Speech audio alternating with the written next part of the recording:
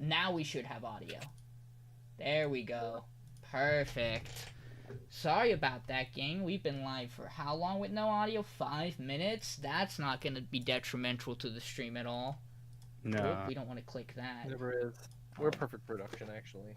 Yep, everything's going just as First planned. player we've had in like 5 years. Ugh. So hi guys, let me open up with the fun story that is somehow I gaslit myself into thinking we were doing this tomorrow night when it was very clear we weren't.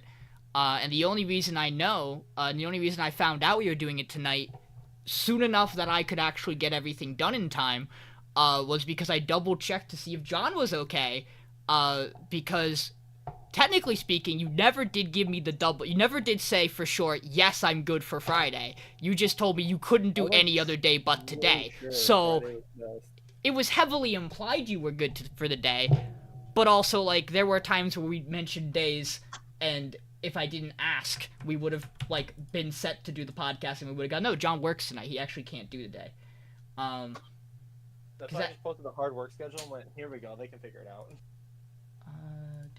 I'm gonna fucking drop that in there so that I have this. And we did. Not for that. So let's get a couple of things. Let's get a couple of things run down real quick. Before we get into it, we're gonna get into it pretty fast though. First, yeah, let's hit the mark real quick. Hi everybody, welcome. This is the Saber Slay Anime Affray podcast, spring season 2024. On this podcast, we watch too much anime. So we have picked 12 shows. We did this at the end of the last season. We've picked 12 shows, new shows, not sequels. Some are remakes, but none of us have watched any of the prior versions, and even if that was the case, it would be okay as long as not all of us had watched it. So nothing is short form, all new for what it's basically for the season. 12 shows. Each of us picked 3. We will be going in a talking order. That is, I know it. I got it. It's Michael, Mason, John, and me. That's the order we're going in. The shows are gonna rotate in that way. Michael, Mason, John, me. It goes in a nice. It starts in the top left. It goes all the way down. It does a nice little counterclockwise motion. It'll be fun. We'll talk about it. We've watched 3 episodes of each of these shows, so we've watched 36 episodes of anime. Normally we would have started this podcast like a week and a half ago, maybe 2. Schedules are rough, things are busy. Someone here is living a very busy life, and he deserves the best. Good for you, John. I am very busy. He sure is. We may or may not give him time to talk about that. We'll find out. We'll see. We have a lot of anime to talk about tonight. I need to stay up. In 2 minutes or less. I can do it in 2 minutes or less. Go. Ready? Okay. First things first. Busy weekend. Went to go see Tulip Festival with that person over there. Amber, say hi, wave. Okay, now Amber, wave with the other hand. Give me that. Give me that. So you see it? You can't see it that far, but there's a little shiny rock on this hand now. Yeah, I'm engaged now. So I asked that person to marry me, and she said yes for some reason that we are not yet sure of. Round of applause, cool. The previous weekend, I went to the Indianapolis Regional Championships, went 6-3 again, got some more championship points, but I'm probably not going to Worlds. But Austin, our buddy, friend of the podcast, Austin Lee, is going to Worlds. Good for him. Good job, Austin. Good for him. Day after I proposed, we went and saw Hatsune Miku in concert, hence the shirts and sweatshirts. Everyone's favorite LED screen. It was pretty great. I'm trying to think, anything else? You bought a house? Oh, yeah, I closed on my house on Monday before I proposed. So it went Indianapolis Regionals, get back on Sunday, close on house on Monday, Holland on Friday, propose on Saturday, Miku concert on Sunday, back home, worked Tuesday, Wednesday, and then here again. And then I'm going to NAIC on my birthday in 3 weeks, so that's gonna be fun. Yeah, so John's been busy. I was doing school stuff. Michael was also maybe doing school stuff, but not enough that I think it impacted his schedules. So, like, there was just a bad week where we just couldn't do jack shit. And by that, I mean, we really couldn't have gotten shows watched any faster besides, like, maybe a week ago. But that's when stuff started getting busy. So we're here, which means we're technically a little behind. So our solution to that is we're killing 2 shows tonight.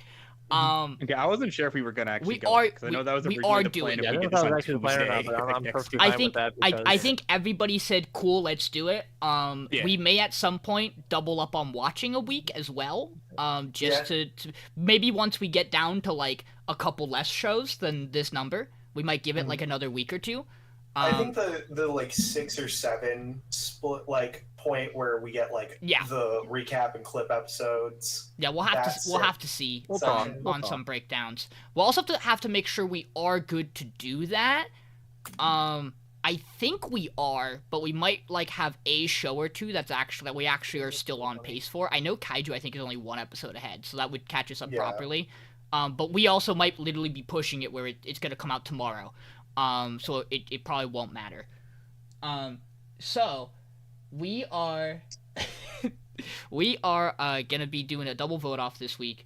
So we're gonna put slate. How the show works is at the end of the episode, or at some arbitrary point in the episode when I feel like posting the document, we will vote to either save or slay a show. All of us do this for all 12 shows, and then the shows that have the most slays go off. If there's a tie, we put it on a dreaded wheel. Since 2 shows are going, it'll be the 2 shows with the most amount of slays. I can't imagine what one of them will be this week. I can't imagine if there's a show that is everybody's 12th show besides mine this week. And I said it when when the audio was not working. I know I'm gonna get crucified for that. But I'm gonna talk about it. I'm gonna tell you why it's not my number 12. And I'm gonna have to deal with the fact that it's going off this week, and that's fine. It's just. You're probably gonna be more upset of the things I put below it than you are the position of which I put it. But we'll get to that when we get into that. Let me do the rundown quick. Our shows this season in talking order are Girls Band Cry, which you can watch somewhere. Go find it. Fuck you, Toei Animation. How? We don't understand. It doesn't make any sense. If you are interested in this show, you should go look for dedicated subreddits or wherever the hell Michael found good fan subs. Fan subs. Michael, I'm probably gonna have to rewatch episode 3 with you with your fan subs. Probably. I'm not gonna say that has influenced where the show is. We'll talk about it. But so Girls Band Cry, Windbreaker, which you can watch on Crunchyroll, Spice and Wolf, Merchant Meets the Wise Wolf, the remake, which you can watch on Crunchyroll, Kaiju number 8, which you can watch on Crunchyroll or X, Jellyfish Can't Swim in the Night, which you can watch on High Dive. Yeah. That's high. Hold on. Yeah, I believe it's I High think Dive. so. That's High Dive. Go Loser Ranger, which you can watch on Hulu. Whisper Me a Love Song, which you can watch on High Dive. Mysterious Disappearances, which you can choose not to watch on Crunchyroll, but it's there if you're like me and think it's neat. Train to the End of the World, which you can watch on Crunchyroll. Yatagarasu the Raven Does Not Choose Its Master, which you can watch on Crunchyroll. Bartender Glass of God, which is also a remake that you can watch on Crunchyroll. And Unnamed Memory, which you can watch on Crunchyroll. There you go. And again, those rotate in picking order. Michael, Mason, John, me. You'll get used to it as we talk about them. I think that only up to episode 3s. There are more episodes of that out. I posted it in the chat. Please don't spoil past episode 3. We have not watched past them, and we will not watch past them because we are contractually obligated to do this podcast. There's going to be harsh language and swearing. And there's going to be things we're going to talk about that might be uncomfortable. We will preface that before they come up. I will preface it before Mysterious Disappearances happens. I think that covers everything. There will be no screenshots this week, because I'm a big old goober, like I said, and had to rush to get things done, which is why stream's going to be a little scuffed. Predominantly no screenshots, and, you know, I'm gonna have to be lenient on a couple of things because I maybe watch them on ×2 speed. We'll talk about it. Never do that. We'll talk about it. For what it's worth, before I left work early today, I had 12 episodes to watch. Whoops. So here's what happened. I'm gonna make this really quick. Michael and Mason know. I went, cool, we're not doing the podcast. I have some time. I can watch one of my days off. Wednesday, I hung out with a friend till 4 p.m. I got home, put a pizza in the oven. My stepdad got home. I said, can you take the pizza out of the oven? He said, yeah, you gonna eat it? I said, sure, I'll be back down in 8 minutes. And then I slept until the next day. The next day happened. That's the next day happened, of which that night I had D&D. I played a little bit of Hades, was planning to watch anime, and then got the worst headache known to man. So I took 2 Advil, took a shower, put food in my stomach because I hadn't eaten since, check notes, noon the day before, and then played D&D for 4 hours. Afterwards, I went, damn, my headache's back, and went to bed. So I woke up today going, I have time tonight, I'll get 2 monsters, I'll watch all my shows, and I'll be good for Saturday. I shot the group chat a message and found out, no, I'm the idiot. We were podcasting tonight. So I walked up to my boss at work. I said, I gotta leave at 7 o'clock. I'm very sorry. I fucked that up this week. And he went, sure, man. Honestly, based from Ross. I mean, I have time to cover it. It just, we had people. Things weren't bad. I imagine, my boy Plain Bread in chat, Sakif, I imagine things weren't too bad for the rest of the night. My man covered for me. I mean, he worked till 9 anyway. He was going to be doing the job. I imagine that night went pretty smoothly. He's my One Piece friend from work. We will talk about a lot of things that we do in our free time and lots of stuff we've done, because there's been lots of other stuff, but not tonight, because we got 36 shows of anime to skim over. With that in mind, let's do the other thing we do every week, which is we power rank these shows. We put complain these about shows, people's power rank. We sure do. do. Know that we arbitrarily angry over which number the funny show looks at. You guys know we also But have realistically, everything outside of 12 I got 12 that. and 11 mean nothing. got that in there. Yes. So here we go, ladies and gentlemen. I mean, my number 1 was where did set in that- stone before we started watching the season. Where did that go? Where did that go? It's here. It's in the podcast group chat. It sure isn't showing on my end. Mine is the least divisive. Where did it go? I don't see it on my end. That's crazy. So have fun with that, you guys. I can't see it. Damn, I know this is really small on our end, on stream end. John. Handshake for agreeable top 4. Honestly, understandable. Yeah. I think some of these Look, man, I was close. I was close to you guys. I have a 1 show difference. Mason, I know you and I really don't agree about that 1 show difference, but... So, the thing is... We'll get there. We'll get there. Yeah. So, I want to say something. There is, a bottom section of this pack that all of these shows are about equal for me. I think we had this conversation tangentially, and we might disagree about this now. Overall, I don't think any of these shows are horrible. I think this is maybe one of the most. These are all pretty good shows packs we've had. I mean, we've been saying that for the past 3-4 seasons. But right now, I wouldn't inherently say any of these are not at least a 7 from the first 3 episodes. One show might get a debuff because of something. And you know what? I'm gonna come out and say it. When I picked Mysterious Disappearances, it didn't have the ecchi tag, and I know I've said that before. I know we've talked about shows before where I've said it didn't have the ecchi tag, and I was wrong. No, this show did not have the ecchi tag. I double checked the document. It was not there. It was retroactively added. I swear to God, I'm not lying. It got added after episode 2, I believe. Now, hear me out. I watched trailers in the opening of this show. I could have told you probably, yeah. There was a fact about this show I knew going into it. We'll talk more about it. Because yeah, it's everybody's number 12 show. And not mine. So we'll get there. But let's roll into it. We're done with the rundown of how things work and what we're doing. So Michael, that's not, oh, whoops, that's incorrect. I copied something else in the meantime. Let me just go grab the word girls band cry. Michael, let's start it. We're gonna try, and we're really gonna try, to keep summaries of what's happened in 3 episodes, more of general synopsis and key points from the 3rd episode if it's doable for the show. Some of these shows we might have to talk a little more about episode 1s or 2, but we're going to try to keep it quick, and then we're going to try to discuss them just so we're not here till 3 in the morning. Michael, shoot. Girls Band Cry. So Girls Band Cry, it's a show about girls that make a band and sometimes cry. So outside of that, the big thing about this show going into that I knew was going to be divisive, which I don't think is a problem for most of the people here. I don't know. I haven't heard John's opinions on the show at all yet. Is that the show's done entirely in 3D CG. Hey, we like Trigun.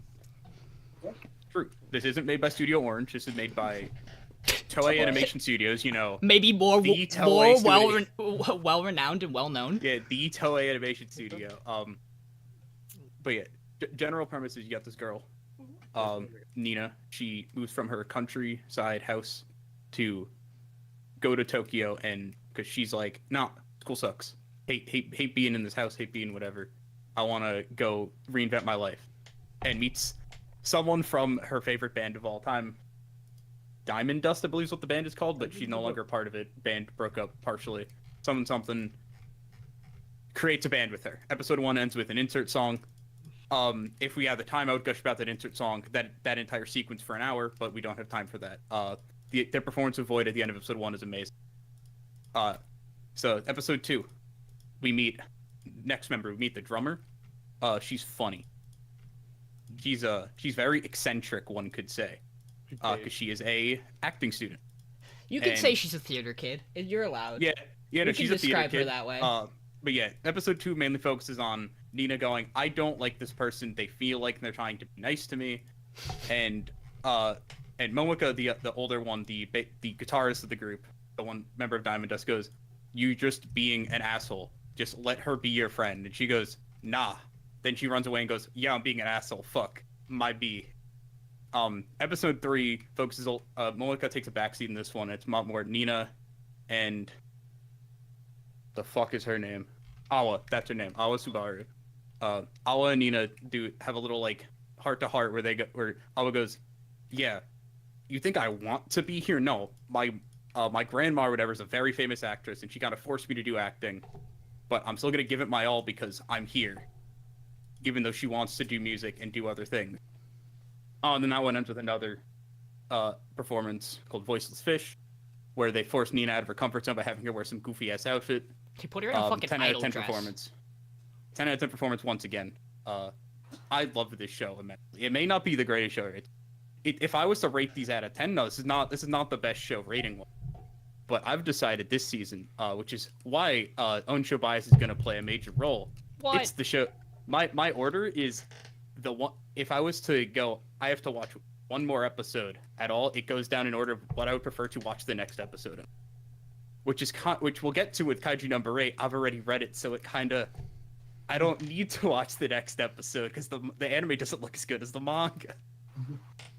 But we'll get to the I think the show is amazing. I love all the music, and I went into this having listened to their entire discography multiple times, and I have a playlist that's just their discography.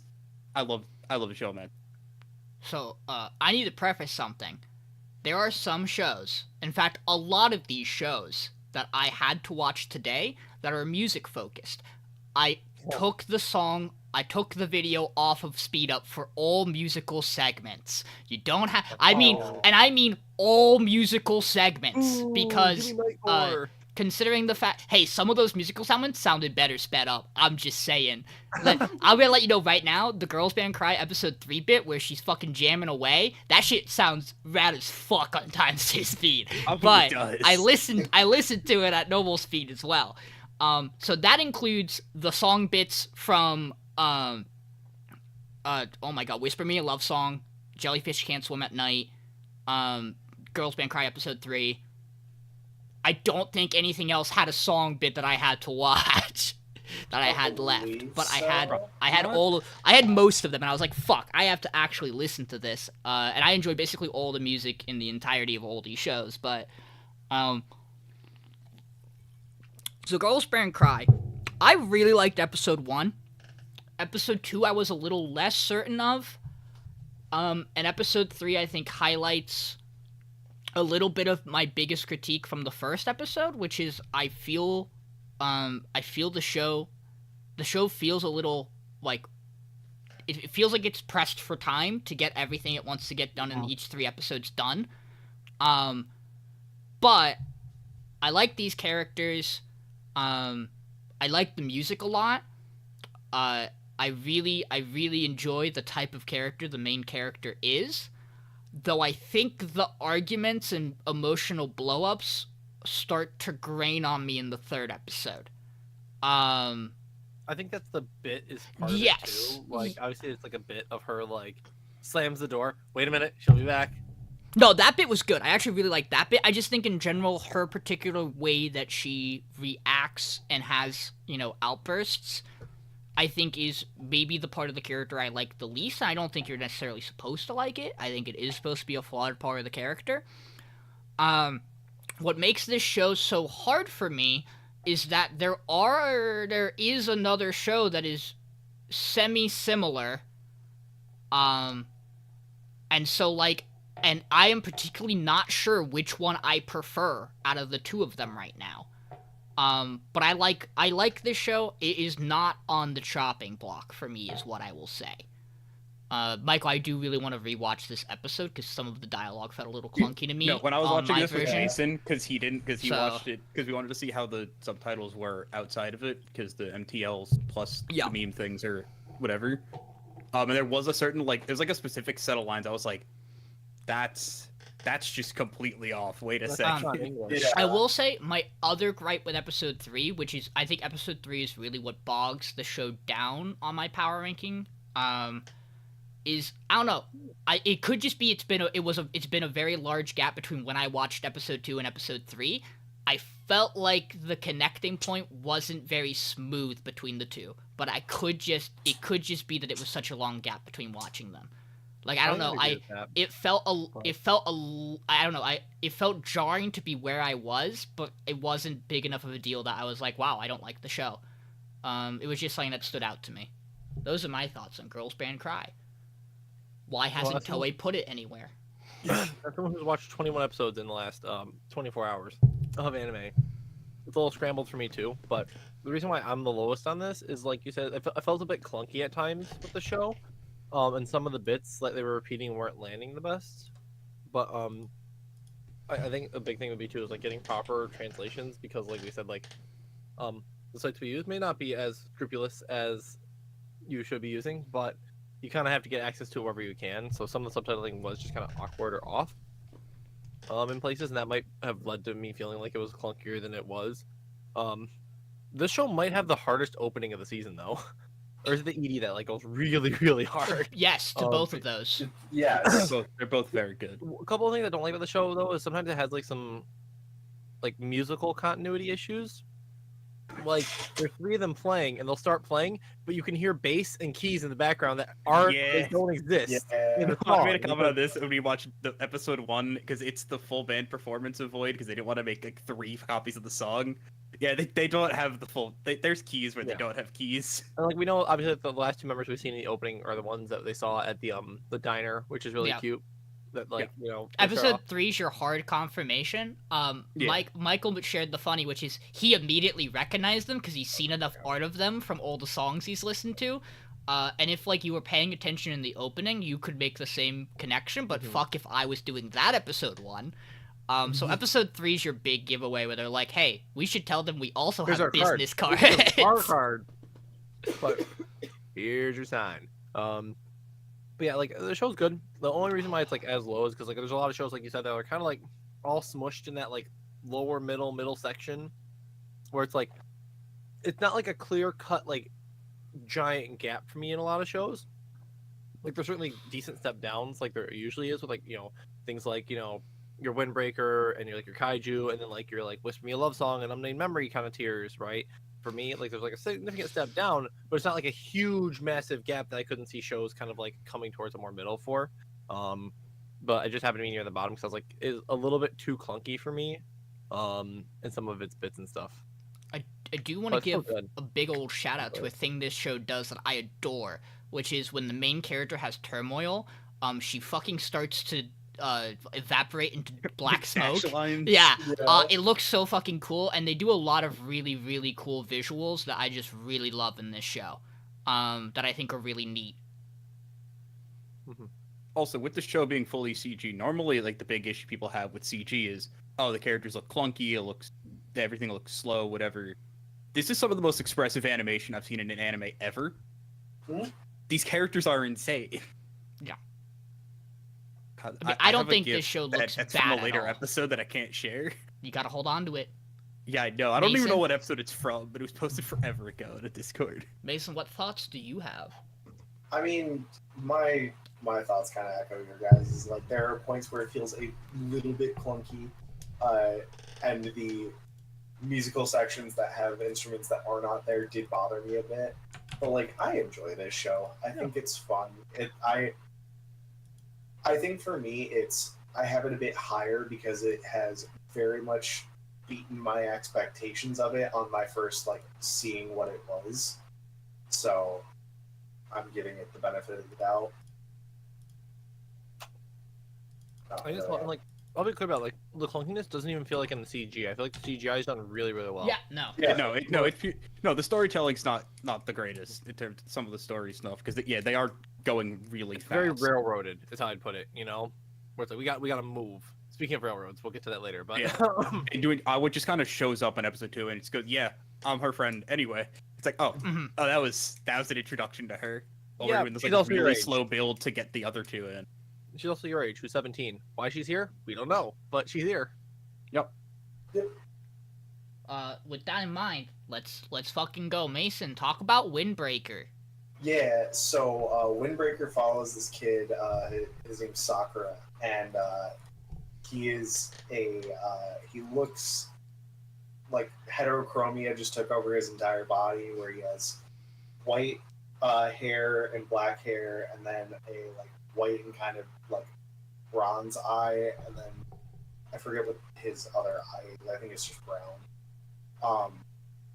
But he has come to this town to go to the high school there that is known for having a really tough gang, and to be the number one in this gang. And as soon as he gets there, he finds out that no, they're all good boys. They take care of this town because this town takes care of them, and it's wonderful. And also, for the first time in his life, people are actually treating him with respect and taking care of him, and he doesn't know how to react, so he just gets flustered, and it's wonderful. Because this character writing is so goddamn good in this show. We end up following him as he joins the gang, gets into a fight almost immediately with one of its members, and immediately forms a rival. And then in episode 3, he ends up meeting the vice head of one of the rival gangs in the area, who, after watching one of his subordinates get beaten by Sakura, beats him half to death because he's weak. This show is just very good, in my opinion. Every single character we have met so far, which we've met quite a few, is interesting design. They seem just very well written, and I'm excited to get to know them more. Also, it's very fucking pretty. All of these fight sequences are incredible. I don't know. I brought up a too little, much to say. image of the boy so people can see what he looked like. I did it twice because I think I fucked it up the first time. Okay, that shopkeeper might be one of my favorite characters, if not my favorite, this entire season. He's just an absolute treat. Really mirrors the mother from Buchigiri. Is that right? Is that the right Yeah. one? Which just goes to show when you do a delinquent show, this type of character is really important because you should have like the kind of maternal, very cool vibe, is down with the group and what they do because they care about them and want the best for them because they're kids. That character is very important to these types of stories. Also, the idea of town that is threatened by younger gangs, being protected by like older high school kids who are like, no, Yeah. we are protecting our part of the town basically. This is just like Buchigiri done right, is what it feels like Yes. to me. It's And it's Buchigiri done right. It gives me like Warriors vibes as well, Yeah. which is very cool. So I love this main character. I'm not as in on some of the supporting cast yet because we've gotten so little of them. But like they're growing on me. And like they fill a lot of the role. I can't believe the one guy's actually Trinibio. I thought, because you see him and you're like, he's got the eye patch, is he? And It's just he, annoying with the guy's eye poked and he out. might legitimately not be, but he's running the bit like he is. Definitely a I Trinity. can't get over the fact that we just have Baji from Tokyo Revengers. Like I haven't watched that show. Yep, can't comment on it, but I'll trust your word on it. the exact same character design and type of character. So here's why this show isn't high. I say isn't higher. It's in my top 3. Why it's not higher than the other two shows above it? Yeah. No, it's only literally, yeah, no, it's 3. I was right. Is because I love the action in episode 1.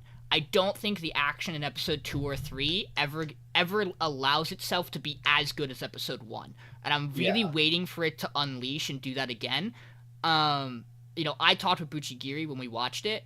When it comes to fight scenes, and if you're a show about fighting, I'm gonna be really particular about how you execute it. None of the fights look bad in this show, don't get me wrong. But really, really high bar in episode 1. And fine. I love them. They're good. I'll take them. Save them for the big fights. That's cool. The older characters they introduce in episode 3, rad. Absolutely love them. And yeah, I really like what it seems like we're building up to, and I like the themes and ideas the show generally has. I think it's really cool. It looks really pretty because it's Cloverworks, right? Yep. Yeah. Yeah, that's OP slaps. So hard. I heard it in like 4 weeks. I wouldn't remember. don't have too much else to say on it right now. Besides really good. You should. This is one of those shows that like I will tell you to go watch now. Like even from first episode, I was telling people go watch it. It's gonna be good. I trust it's gonna be good. I don't think it's gonna let me down. Like I will recommend you watch it, and if it lets you down, it will let us both down as we go into it together. Which I just can't see happening. No. Yeah, the show's sick. Cast is wonderful. Yeah, I mean, there isn't much more to add at this point. This cast is wonderful. I imagine this cast's dub is also gonna rock. I don't know if it's simuldubbed. I don't know if it's out yet. I'm sure parts of it might be if it's not simuldubbed. I'm sure it fucking rules because this is a show I just imagine is gonna have a killer dub. I'm so excited for our leader to be the goofiest boy. He's just gonna be the biggest goof, and I'm gonna love him the whole time. He's just out here growing tomatoes on the top of the rooftop, baby. I cannot. And something's going to happen to him that's going to hurt. But, I have heard things about the show, and well, you can keep them to yourself, buddy. Yep. Do we have other things to say about Windbreaker? Show's really good. I'm excited to watch more. Oh, also, just quick thing. How this show opens is just incredible. The, Oh my god! chalkboard Yes. drawing Tightrope of him walk. on a tightrope is so cool. Oh, the sound design for that. Again, this is another reason why that first episode is fucking incredible to me. And, there is such a clear dip for episodes 2 and 3, just because they set that first episode's bar so fucking high. Which is good because it got me into it. It almost solidifies a top 3 for me. Out of the first week, because the other 2 episodes aren't bad. Yeah. But yeah, that first episode is insane. Mm-hmm. I'd John, your first show's up next. So my pick was Spice and Wolf, and this is gonna be a hard show to recap because again I haven't watched this in. Let's see, check notes when episode 3 came out, April 29th, so at least 2+ weeks. That's fine. Just run through it.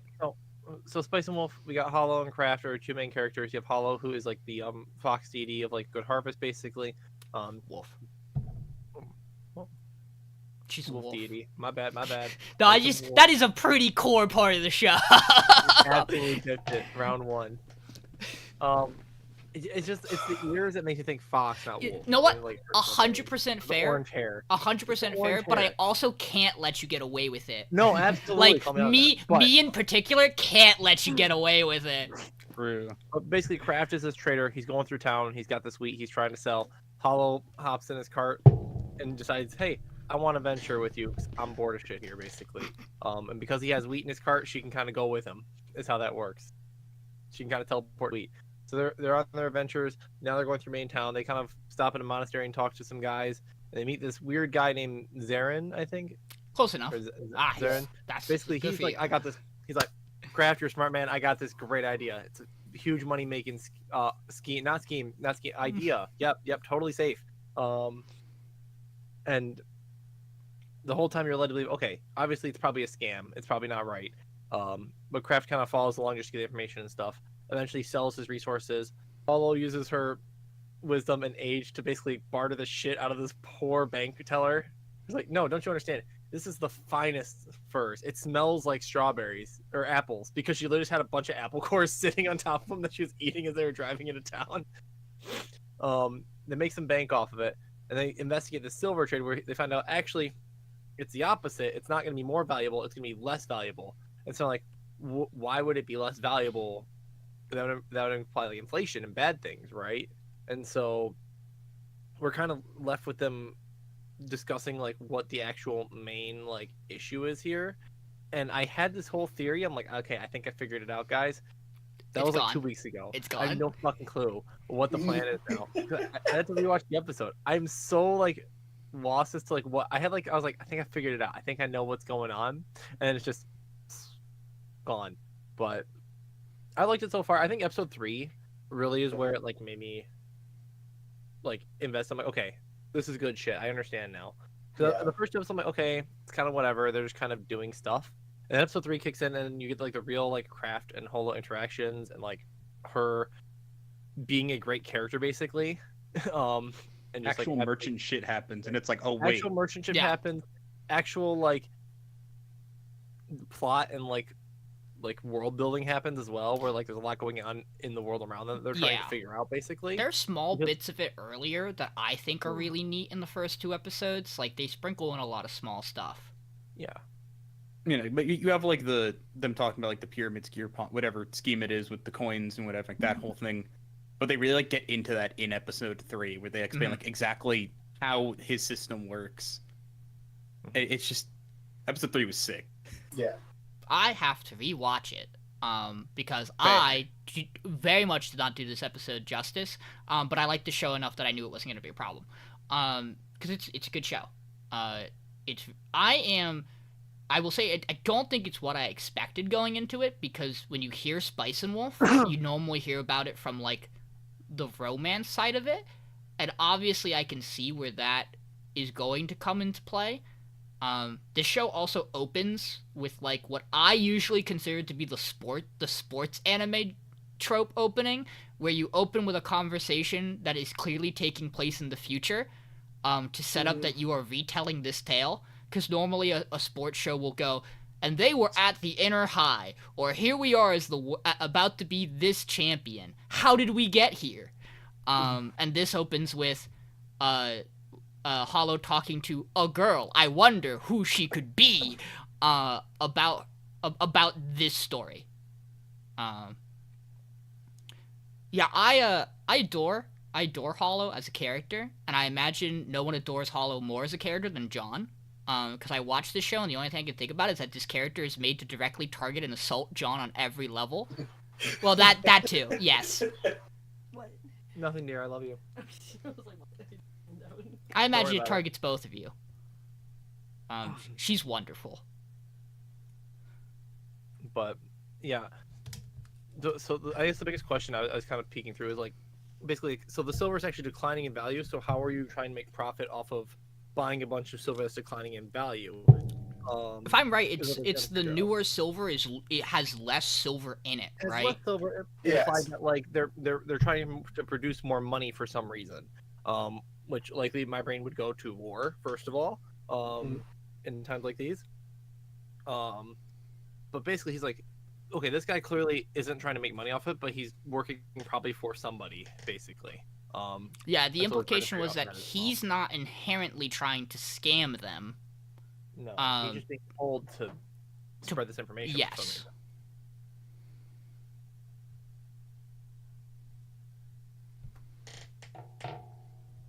Other thoughts about Spice and Wolf? More How's he gonna get conversation? some money from the bank, guys? I'm with you guys in the first, like, I was enjoying the first 2 episodes, but I wasn't like hooked on it until the third. I think the third episode does a lot of like work for the show, where it really gets you invested in Kraft and Hollow as characters and their interactions with one another, both in like between themselves and also like when they have to be with other people. I think it's very. I will say, because it's fresh in my memory, just because I really fucking like the scene, episode 2 has an incredible scene of them traveling on the cart together, and they basically run bits on each other.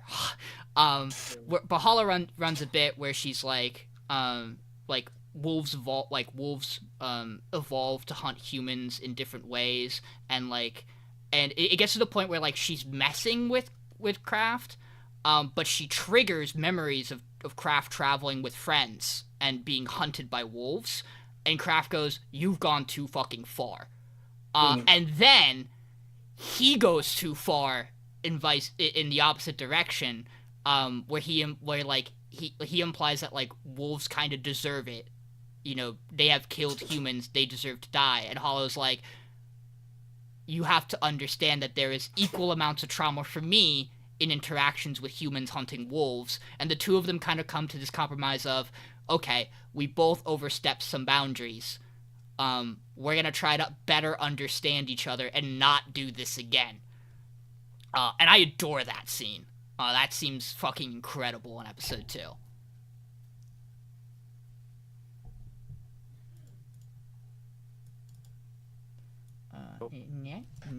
Next up, we have what is my favorite show coming out of its first 3 episodes. And for me, it's because Kaiju number 8 just fucking sends it, in my opinion. So we are predominantly following our main character, Kafka, who works as a kaiju disposal member of the kaiju disposal team, because there are kaijus that terrorize Japan regularly, and there are a special task force that eliminate them. And he has failed to become a member of the task force, so instead he just gets rid of the aftermath of them. And he's really fucking good at it. New kid on the block shows up, Ichikawa, I believe. And he is only doing this because, well, we find out in episode 3 he's only doing it because disposal has been a part of the exam to become part of the task force for the past, 2 years.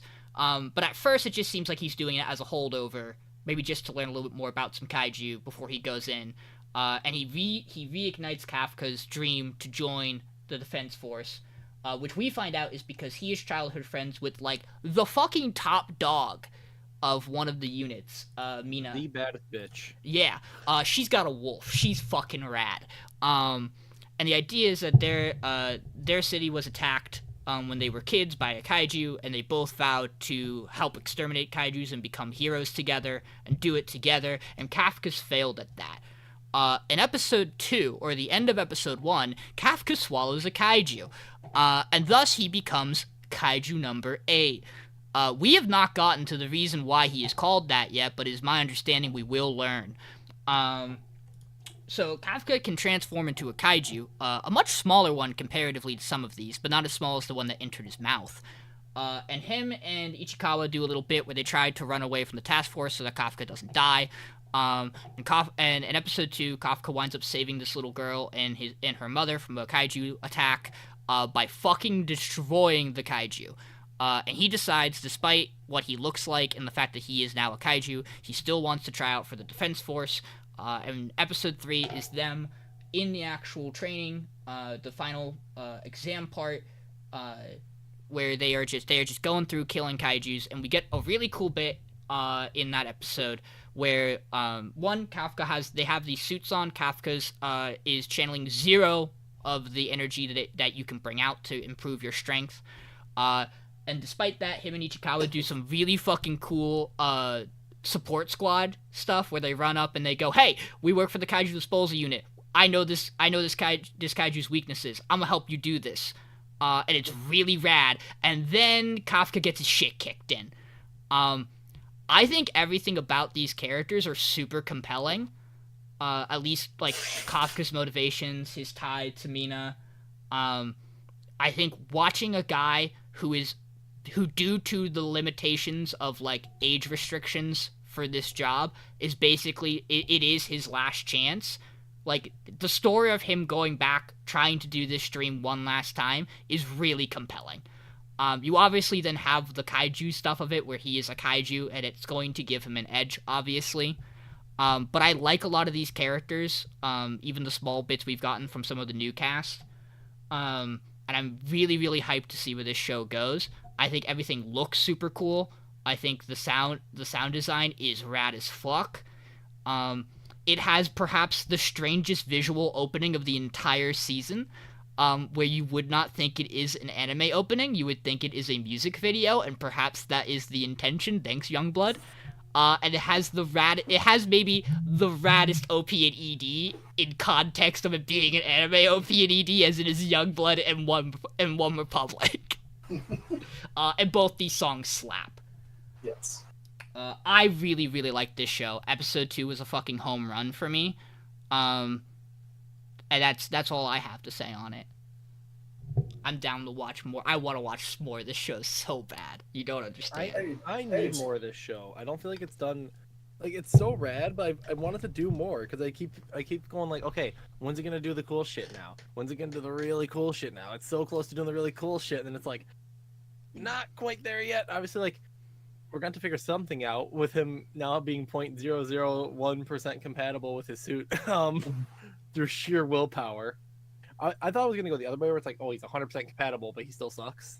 I think it but makes sense if you think about the way fact that better. the suits are implied to be made out of the skin or like the tissue or something of the kaiju, and you have to consider the fact that he already has that, like, in his body. That's how my brain took it. So, like, he's getting none of it because he is a kaiju. So he I can't thought bring he out the suit. all of it because he is a kaiju. But he's holding back, right? Like, he's not...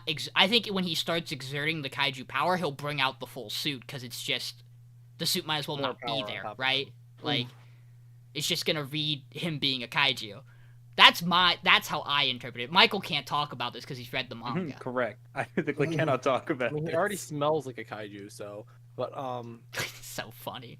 No, so I mean, I interpret the smelling of kaiju as the exact thing that Ishikawa mentioned, which is they work in cleanup. It's It's noted that when you're doing some of these cleanup jobs, it doesn't leave for weeks. Yeah. no, he should smell like kaiju. I think it's literally. both, Yeah. right? I think the implication He's is it's definitely both, and because You know, it's very much a Mondi, but also because there's a good Shinomiya reason. because Shinomiya is so in tune, I think she can legitimately smell it from him being a kaiju. Honestly, she probably Probably, right? But I think the cover is smart, and Ichikawa is a fucking genius for helping this dumbass get I through will say, this. well, like that's absolute destruction of property. You can't just fucking break a company car and just flip it over like Yeah. that. Him moving like, that that's car back is illegal. so him just wow is It's a so fucking power it's so move. funny. And the fact that she's like sitting here this entire arc going like, what the fuck? Where the fuck is that? You just fucking moved a car. Why Do why it you again. why you fucking with me? Bring it out. Why you fucking with me? Why you I fucking want to see around? you pop the fuck off, old You're man. like 86 years old man. Come on. I think the big thing for me why the show kind of ended up lower is one, because I've read it, so I have less of that like interest to like really wanting to go in on it, and also seeing like pre-character arc Shinomiya is kind of like, she's just the fucking worst right now. I mean, that's how a lot of those characters start out. To be fair. I Yeah, mean, no, she is the she's blonde one of twin the- tail. She's one of my favorite characters in current stuff. Though. She's the blonde twin tail rich girl who is short. Damn, that character archetype sucks until they don't. That is Yeah, like Yeah, the torch in until you every get the- until genre. you get the reason why they're arrogant and why they like are Mhm. in the position they're in. Until they're the kinda just walls an come ass. down. Yeah. But I think the rest of these guys, who like we barely see, all look rad as fuck, and I'm really excited to see if any of them, how many of them die, and how many of them stick around, and how many of them just don't pass. Mason, what are your thoughts? This show's rad as hell. Episode 2 was fucking incredible. God. It almost made me It cry. made me cry. I won't cap, dude. I am a sucker for emotional beats with children. And it was legitimately the kid going to Mina, you're not gonna kill the good kaiju. I'm like, fuck you. Fuck you. Yeah. And then I don't know. I enjoy episode 3, but I've also watched it 3 times now, so it's kind of lost its luster. Because I watched it with Cody. It is maybe I watched not the episode I would watch 3 times. Yeah, I watched it with True. Cody. For I me, watched that's it the with first episode of John. Girls Band Cry. Yeah, but you're addicted, so that's fine. No, all 5 of it. So I watched it once, then I watched it again with good subtitles, then I watched it. Then I sped through it to check subtitle changes when they did the proper release. Then I watched it with Mason, then I watched it. So it was 4.5 individual times watching that episode. God. I mean, also, I did the same thing with Go Go Loser Rangers, so. The acoustic performance Monica does of Void is being released when it's gonna have its own full version when they do the CD release. It's such a good CD. God, I will say, I believe, obviously Nobody, the ED by One Republic, was made for this show. Was Abyss made for this show too, or was it already a song they picked from Youngblood? Because pretty I'm sure not sure. He said it was made for this as well. Because I was gonna It say, was. they both sound like they're made for this show. Yeah, I do. I don't believe either of these shows existed like before the show. Yeah. Both of these songs fucking rule. They're both on my Spotify. Because they fucking slap, dude, so hard. This has to be like slightly one of the weirdest culture shocks for me as being a big anime fan, and having an OP and an ED like this on a show that is so Japanese. The premise is so Japanese. It's kaiju. It's kaiju. The most Japanese thing. But what's Like, wild okay. is I have a Japanese movie. I have a buddy who's watching the show and he goes, the humor seems very Western to me. He's like, it doesn't feel like other Him anime pissing humor. out of his nipples is by far Yeah. one of the most American things ever. He's like, but even like kind of, he told me like even in kind of the writing of the show feels very, and I'm like, that could just be a thing with the mangaka. Like, I don't know. I haven't read the manga. I don't know if it feels particularly different from other manga. I think it's just rad. With that in mind, it's time to move on to our second sets of shows. Next up, hey, Michael, it's weird that you have both of these shows. Yeah. It's almost like you knew going into it that you were gonna have both of these shows. Let's So talk jellyfish can't yeah. swim in the night. This is a show about girls who make a band and cry. So this show in a follows way, they're not making a band. true. They're making a persona. They're making a VTuber. So this story follows Yoru. She's the main character of the group per se.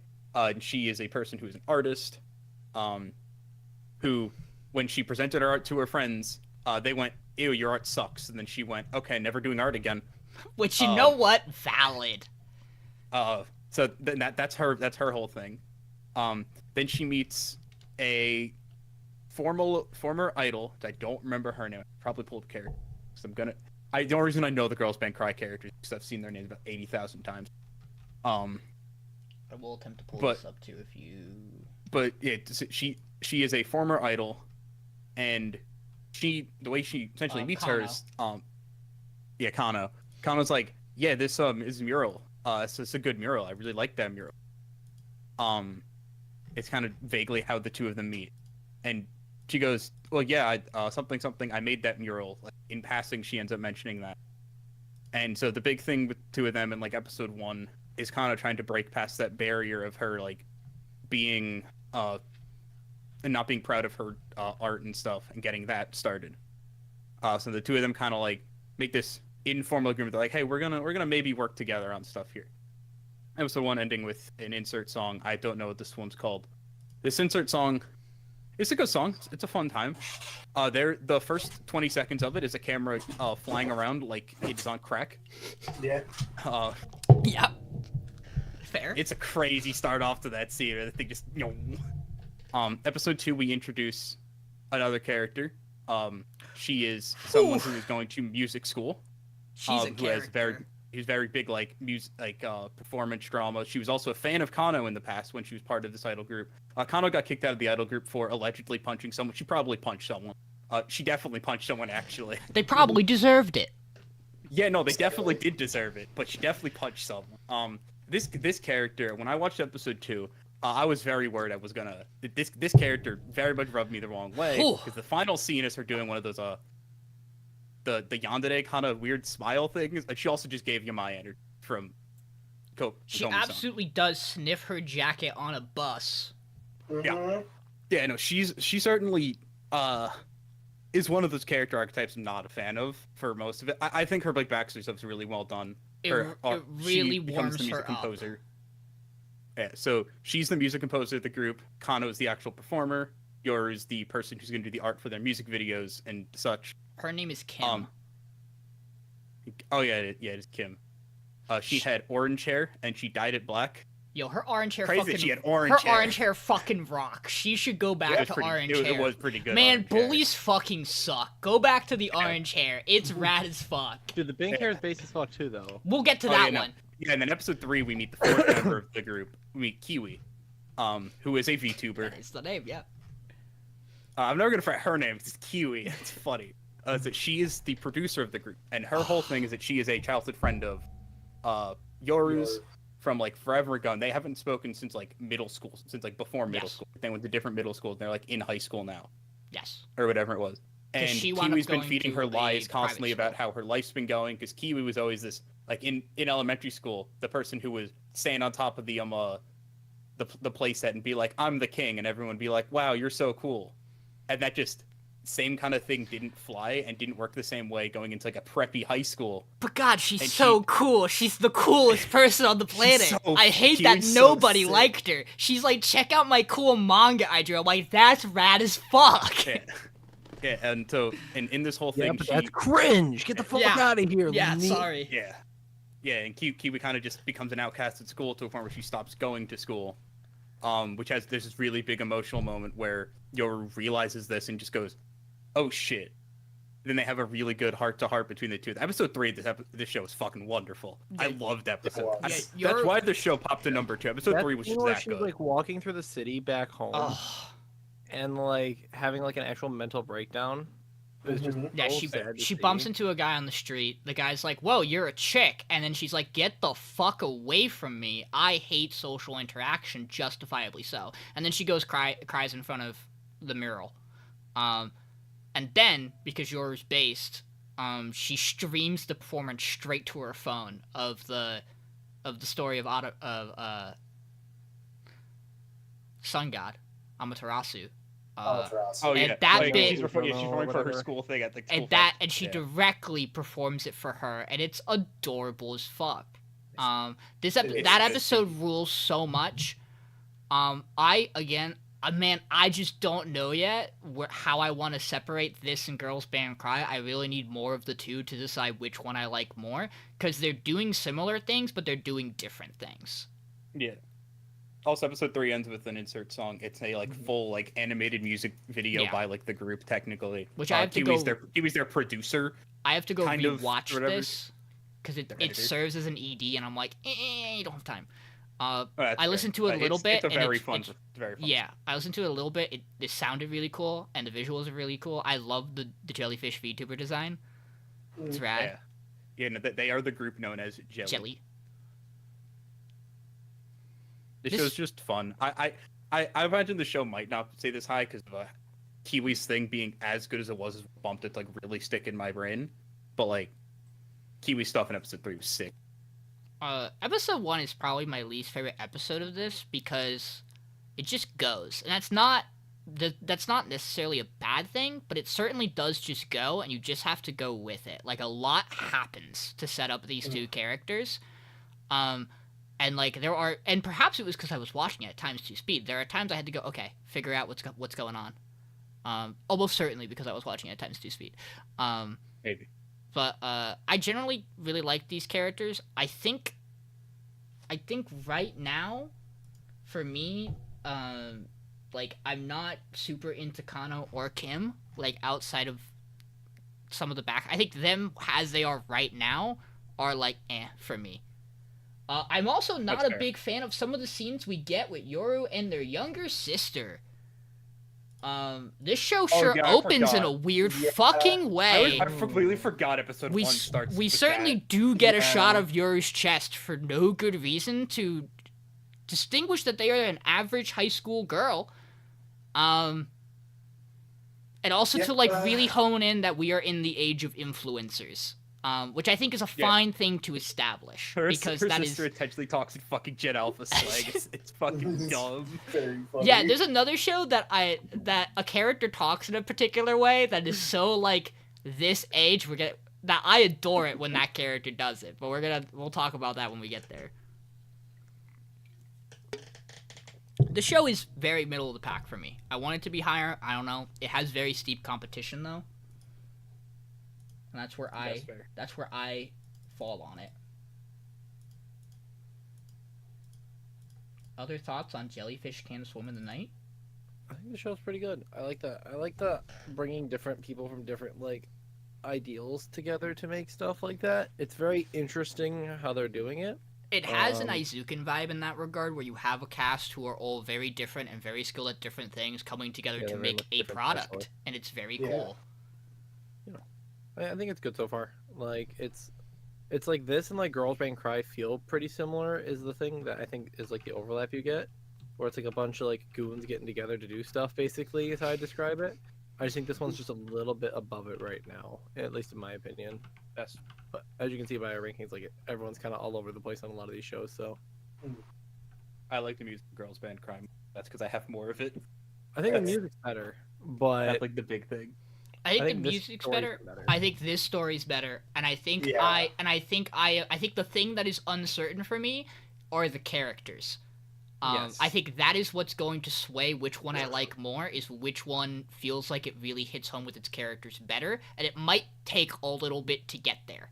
Because I don't necessarily think that, I'm gonna be real, I think 2 shows go this week, and I think there are some shows that probably go before either Girls Band Cry or this for me. For If sure. everything stays at the pace it's at. I feel like there's like a safety net of like 2 or 3 shows probably for me. But we'll talk about those. Not one of those shows. Hey Mason. I'm gonna run to the bathroom while you talk about this absolute fucking banger. So Go Go Loser Ranger is so the An entire absolute idea fucking is banger. it's an absolute fucking banger. So the show opens where we watch essentially just the Power Rangers are fighting the Sunday showdown against the Putties and their secret weapon, the old Tora Tiger, which is just a tiger that turns into a truck. We watch them beat the shit out of these Putties, and then we cut to the Putties' perspective, where they've been stuck for 13 years in a war where their bosses almost like basically immediately died, and the Power Rangers went, "So you're working for us now. We're going to beat the shit out of you for live entertainment, and you're not going to tell anyone. Great working with you." And one of the fighters, or the Putties, Fighter D, is just sick of it and decides that he's going to stand up and do something about it. He ends up signing, like talking to some recruiters for the Ranger program. I believe it's Suzukiri, and I don't remember the guy's name off the top of my head. But he ends up meeting the Red Ranger outside of fighting. He's just a guy. And then he ends up being found out by both of them. Suzukiri ends up telling him that she wants to help him destroy the Rangers and kill everyone. And the other guy attempts to convince him to join the Rangers. Episode 3 ends up culminating where they are attempting to, during the fight on the Sunday Showdown, they are attempting to break into the Red Rangers building and steal his divine artifact that gives him power and lets him turn into a ranger. And in this time, Fighter D ends up just brutally murdering one of his subordinates, who at this point is also kind of crazy and may deserve it, but it's still pretty brutal. All the Rangers end up coming back at this point and stopping him. It ends up with, we don't exactly know if he's alive, but also the divine artifact is now in a pit, so he's probably alive with it. This show's rad as fuck. It looks really cool. It has a really cool concept to it. It's really pretty. Way prettier than it has any right to be, honestly, I feel. Yeah, the show's just good. in my opinion. I'll be honest, I was not as gung ho because Mason was talking a big game about this show, and I was watching the first couple. I was like, it's fine, it's good, it's kind of funny at times. And then they just fucking killed the guy in the third episode, and they're like, he's just gone. But she's got the sword now, and you're like, oh, I thought he was gonna be the main character. He's just one of the fucking fodder, I guess, for these two guys who are We don't know. something else, I guess, because she's clearly human? Question mark. But Her- also Her the biggest eyes. threat to humanity. Having her with the eyes- pure black pupils. We don't. Her eyes Who's make me to feel like she's one say? of them, but she's just really better at it. Or she's one of the bosses that has become a human and just is kind of trying to Something There's a stinger at the Something- end of episode 3, right? That no, there No? not No, Three Okay. three has the three definitely well, three kind of has the stinger where it shows her going, okay, now I have one, time to get the other four. okay. Then But perhaps that's the it. thing I saw was not part of the show and was part of where I was watching it from, and I will just simply, or it was a preview for the next episode. Either way, I'll ignore it then. Fair. Yeah. Something I really enjoy about this show as well that it does to make you feel like the Rangers are off immediately.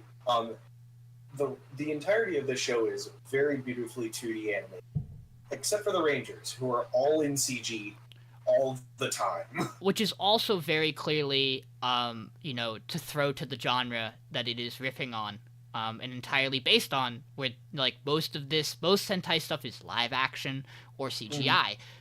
So it really it not only makes you go, oh wow, they're different, and it throws you off and it makes you not trust them, but it also makes you go, yeah, that's the thing they do. They are like that.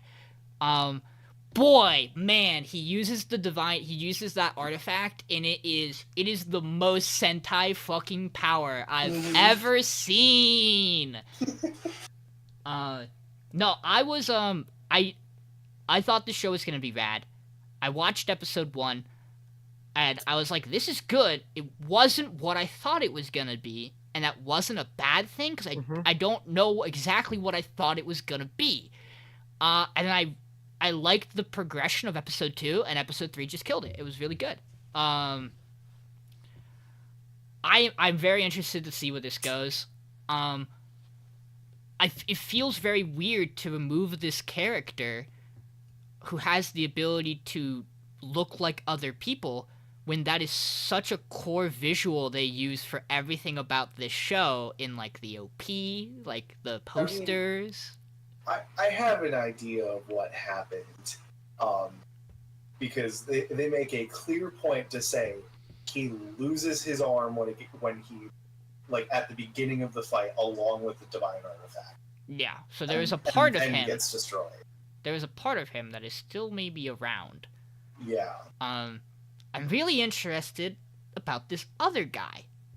the worker, who is like, you should join us to make equality. And he goes, you're a bad fucking ranger.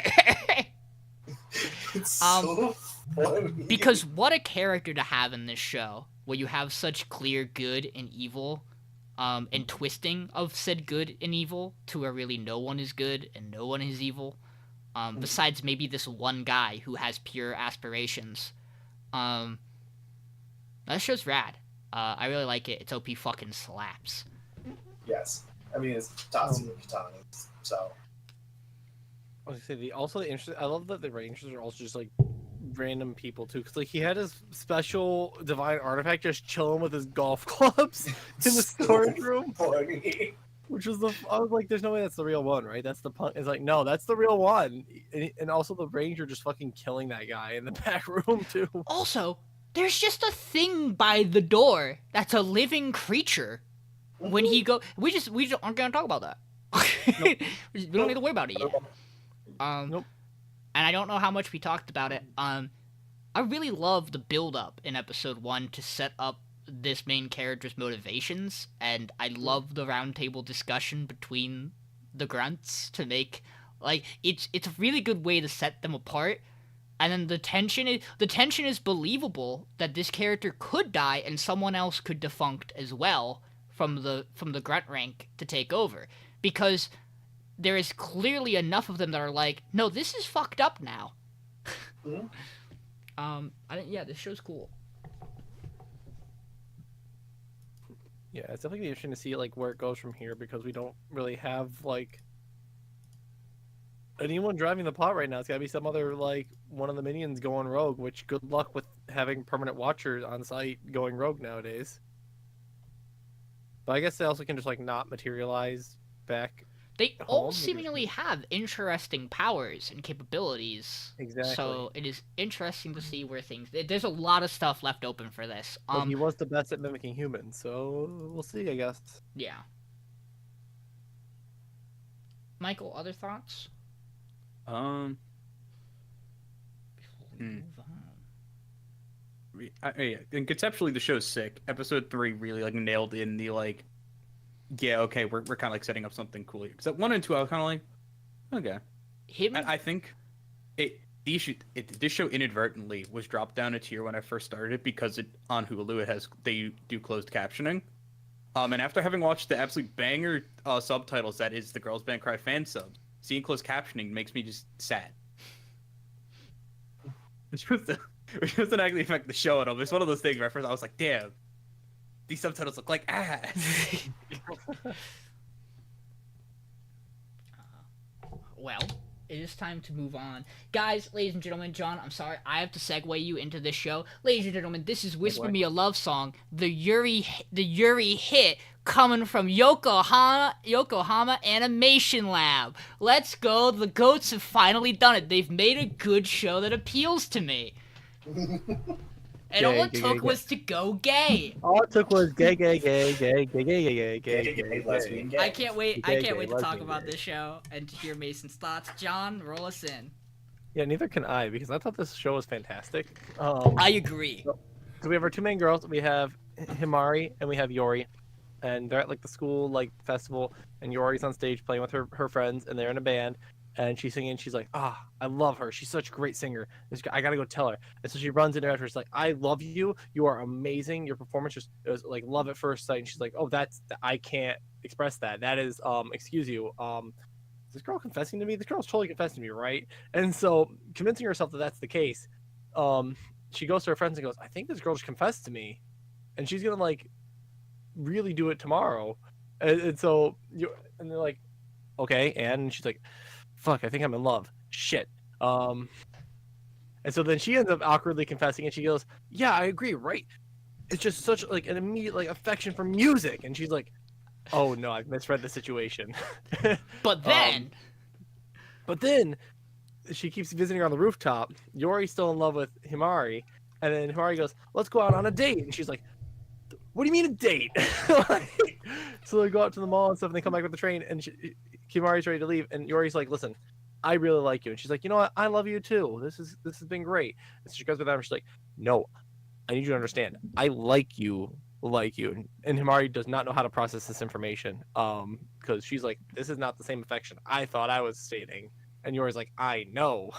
And episode 3 we basically end up getting it to the point where Himari's like, listen, if I fall in love with you, that's great. We can go out. I'd love to keep hanging out as friends in the meantime. And Yori's like, cool. So you're saying there's a chance. She literally delivers that line. She goes, Yeah. "So you're giving me a chance, huh?" Which is base as hell. That's the quick summary of the plot. There's some gay Yeah. stuff in there. It's very cute. It's very adorable. I love all the expressions of the characters. Also, there's Aki, who's one of the girls. So Himari's best friend, her older sister, is in the band with Yori. Definitely doesn't and so- have and repressed so feelings. Aki likes Yori, who likes Himari, who doesn't know if she likes anybody. Because she's never really felt like love is an affection. She's just felt like general, like, enjoyment towards things. So it's getting a little awkward in the love triangle situation there. So I thought the show was great. I think it's very cute. I like the two main characters. They're adorable together. And I'm glad that this show went episode 2. We're gonna have we're gonna very importantly specify this is what is going on, so this character can process their emotions, and that's the goal of the show. Go ahead. Not the build up of like, oh yeah, I like you too, buddy. See you next episode when we do this whole bit again. It's like no. I need you to understand. What are your thoughts on scissors? For like cutting fabric. I adore that a large focus of episode 2 and 3 is the concept that Himari just loves people. She just has so much love to give to people. She just enjoys being around people, like spending time with people, like platonically loving people. And no one else, and it seems like no one else gets that she hasn't figured that out, that like she hasn't figured out romance. And then she goes, I guess maybe I can try to figure out romance, but I don't. And I was really worried, because she talks to her mom, and her mom gives her the most rom-com perfect love story about her and her dad, about her and her husband. And I'm like, and I'm really worried that Himari was gonna like be like, oh, so that's what's gonna happen to me. And she doesn't necessarily take it that way. Instead, she just goes, I need to let this be the dynamic it was to see if anything comes out of it. If I start feeling different, then maybe I'll figure it out. And I really like that concept for this. And I appreciate that the setup seems to be moving more into the actual music side of it, and like the writing a love song and playing in a band and seeing how that evolves the character dynamics across the board. I really like this show. I also love that their friends are like, you need to write a love song. She's like, nah, I think I'm done with the band thing. And then she falls in love with the girl and goes, guys, I have the love song. I have found it. Please let me back in the band. They go, what? What? Wait, what? Because they were literally just having a conversation of like, do we want to get her back in the band or do we want to find somebody new? Let's try again. We'll wait a little bit. And then she shows up at the door and she goes, let me in. They go, yes. Huh? These other two band members are fucking crazy. What the fuck is wrong with? Because they're like, if you get a girlfriend, I'll book you a private yacht and the world's most expensive child. I go, oh, you two are fucking filthy rich and maybe in love with each other, but in denial. I see the dynamic we're working on here. Himari, I don't know if it was where I was watching it. I don't know if this changes if you watch it on High Dive. Who's to say? Himari delivers some real banger lines. She says some words that I'm like, wow, you are a freshman in high school. Yeah. I don't remember exactly what she goes. She's adorable. There's a point where she's like, I'm gonna go back to think on that, but she says it in a way that's so fucking. She's like, I'm gonna go back to give that a thought. Like, it's a weird way she words it. I'm like, that's adorable? What the fuck's wrong with you? I fucking lost it at the bit in episode 3 where she, like, her mom is on the phone. She's like, you're super lovey-dovey with dad. She's like, Jesus Christ, you scared the shit out of me. She's like, it's...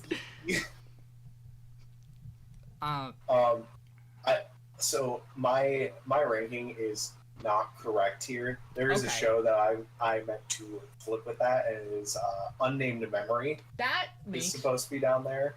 a lot of sense. Yeah. Duh.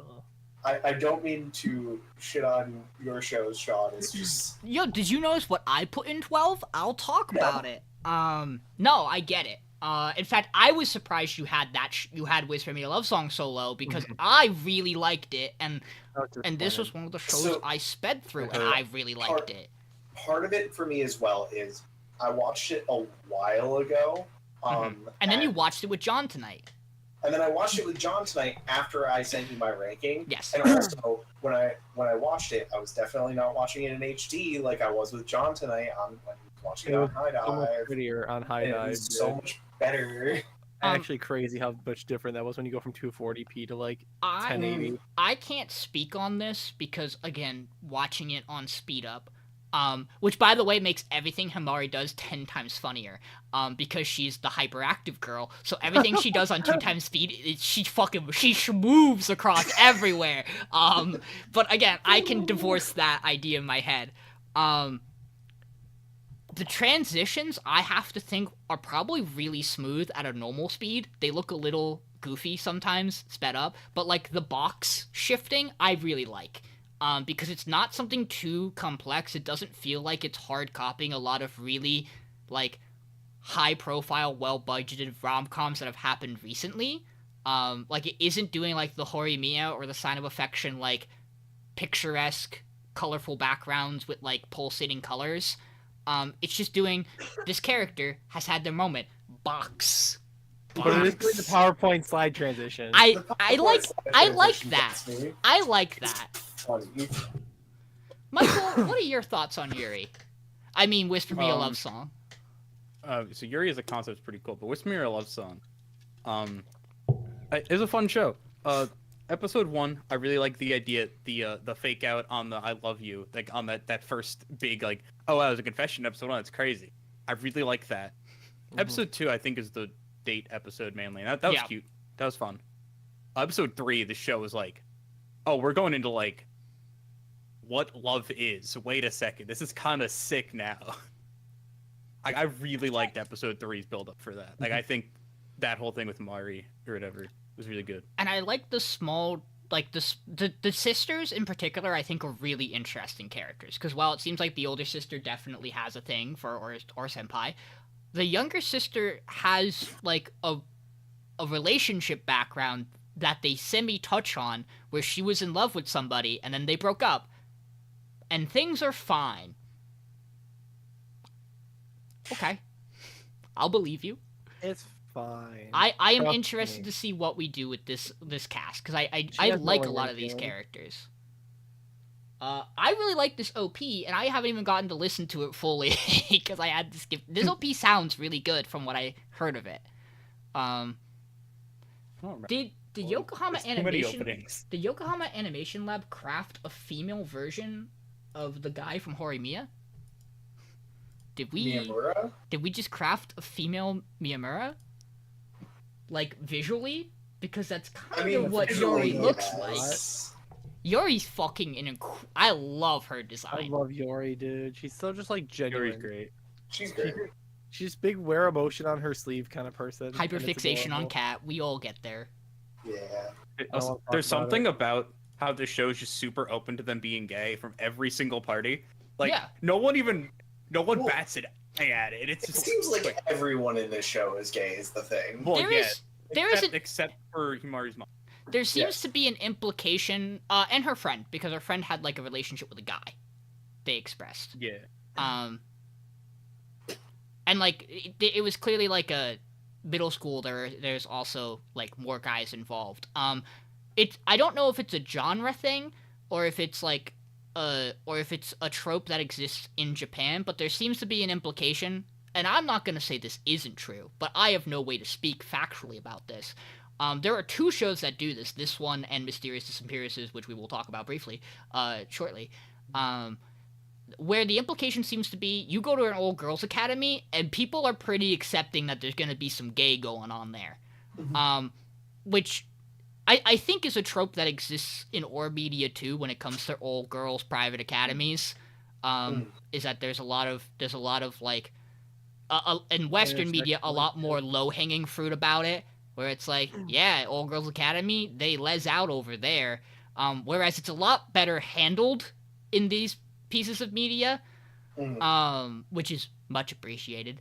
But I think that is why so much of the cast is so fine with it, is because it's an all girl. It seems to be an all girl school. That I don't think I haven't seen a single guy there yet, so Yeah, the implications seem to be middle school they didn't, but high school it seems to be. I guess we'll find out. Or everyone's just kind of based in this universe where everyone's just kind of like, yeah, gay marriage, let's go. Let's go. Hashtag, Any other hashtag thoughts? I think the song's good. I don't think the performance is bad in the first episode. Yeah, I think it's good. We don't get enough to really judge the music.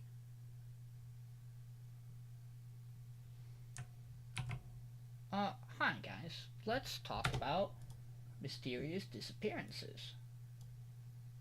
So, Mysterious Disappearances is my show, and as we've expressed earlier, is also an ecchi show.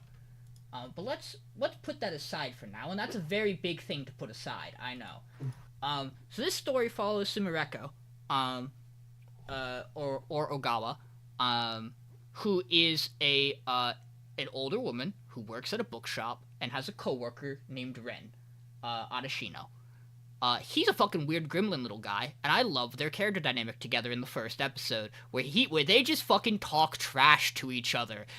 In person, in text, he seems to only talk to her, otherwise he doesn't talk. And the plot of the first episode is that a book is reverse shoplifted into their store, and it is given to Ogawa as a birthday gift.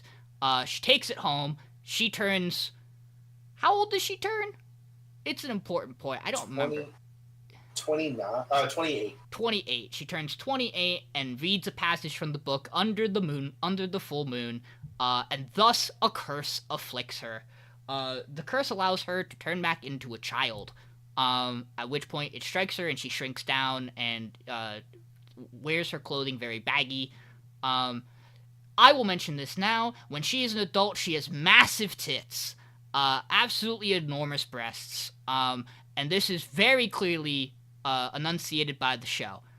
We're gonna talk about that. We really will. But the idea of the first episode is that this curse has afflicted Ogawa, and Ren tracks her down, is able to track that it is a curse by these caution signs that appear, because he's got some funky yokai stuff going on. And he explains that this curse has not turned her miraculously into a young girl. It has actually taken all of her body mass, bones, and blood and squished it together. And oh boy, does it do that. But Ogawa doesn't want to give the book back because she is a child prodigy author who, after growing up, has not had the same amount of success as she did as a child. And she wants to go back to that. She writes horror as a genre and mystery as a genre, and wants to go back to being successful and feels she can only do that as a child. That is the plot of the first episode. At the end of the episode, we see Ren take the book back, and is able to technically exchange it for a ticket, to Yokai World? This show heavily relies on, types of written, literature, like Japanese written literature, styles of it, as well as folklore and mythology, yokais, and all the spooky business. So there is already a barrier of entry here if you can't parse that or don't care to, which is not a knock at anybody. These types of shows are very particular about that. You're either on board with it or you're not. And I think the literature side is a lot harder to parse than the yokai side, personally. Which is why I think it gets a little better in episode 2 and 3. But there are other conflicts to talk about. So episode 2, we meet Odo, who is Ren's younger sister, maybe. And there is a problem, some mysterious disappearances at her school. And so Ogawa is brought in because she can still use the book without having the book by citing the chant, and can go in between aging. From young child to high schooler to her actual age. We get gags here where they put her in high school clothing, and then she becomes an adult, and it pops the buttons of the shirt and rips the shirt. Because again, her tits. And this is a thing that Ren purposely does on purpose because he's a little scumbag. So the second episode 2 and 3 focuses on the school, where the victims of the ongoing curse or affliction here are called the dribblers, where at school they fall unconscious and drool, and they don't get better until they are taken off school premises, and thus these students aren't coming back to school.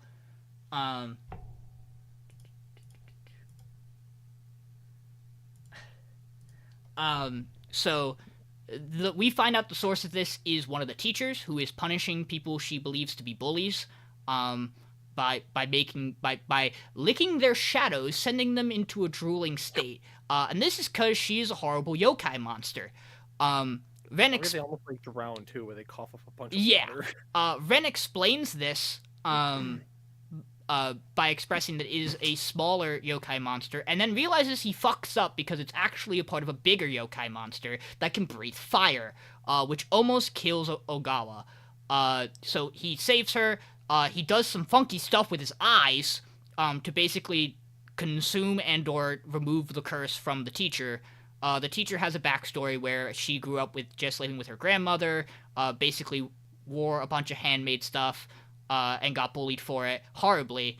And the charm she has was from her grandmother and her family, and it was actually a tool used to worship these kinds of yokai. But eventually, they just were considered to be good luck charms, and that's how she could channel the essence of this. She winds up being fine. She's in a hospital. There is seemingly more stuff going on there because there is a stinger about it. So let's talk about this. So it is. There are shots that obviously focus on the main character's breasts and how large they are, and lots of gags that run with this as well. Yeah, it's overdone. It's a problem, for sure. I personally do not find this as, like, taking me out of the show as some ecchi stuff. I don't particularly care for any of the shirt ripping gags that happen with Ren and her. Except for the gotcha character bit. But that's not really the shirt ripping as much as it is getting damaged by the fire and her then growing Fair. and like it proportionally not working Physics out. just I do would go down. think that line in episode 3 about the damaged gotcha character is particularly one of the funniest things I've heard recently. It's a do great, it's a great bit. Do I think that bit justifies everything? No. What I will say, and it's because I felt this in episode 1, I don't inherently think there's anything wrong with Sumireko's design.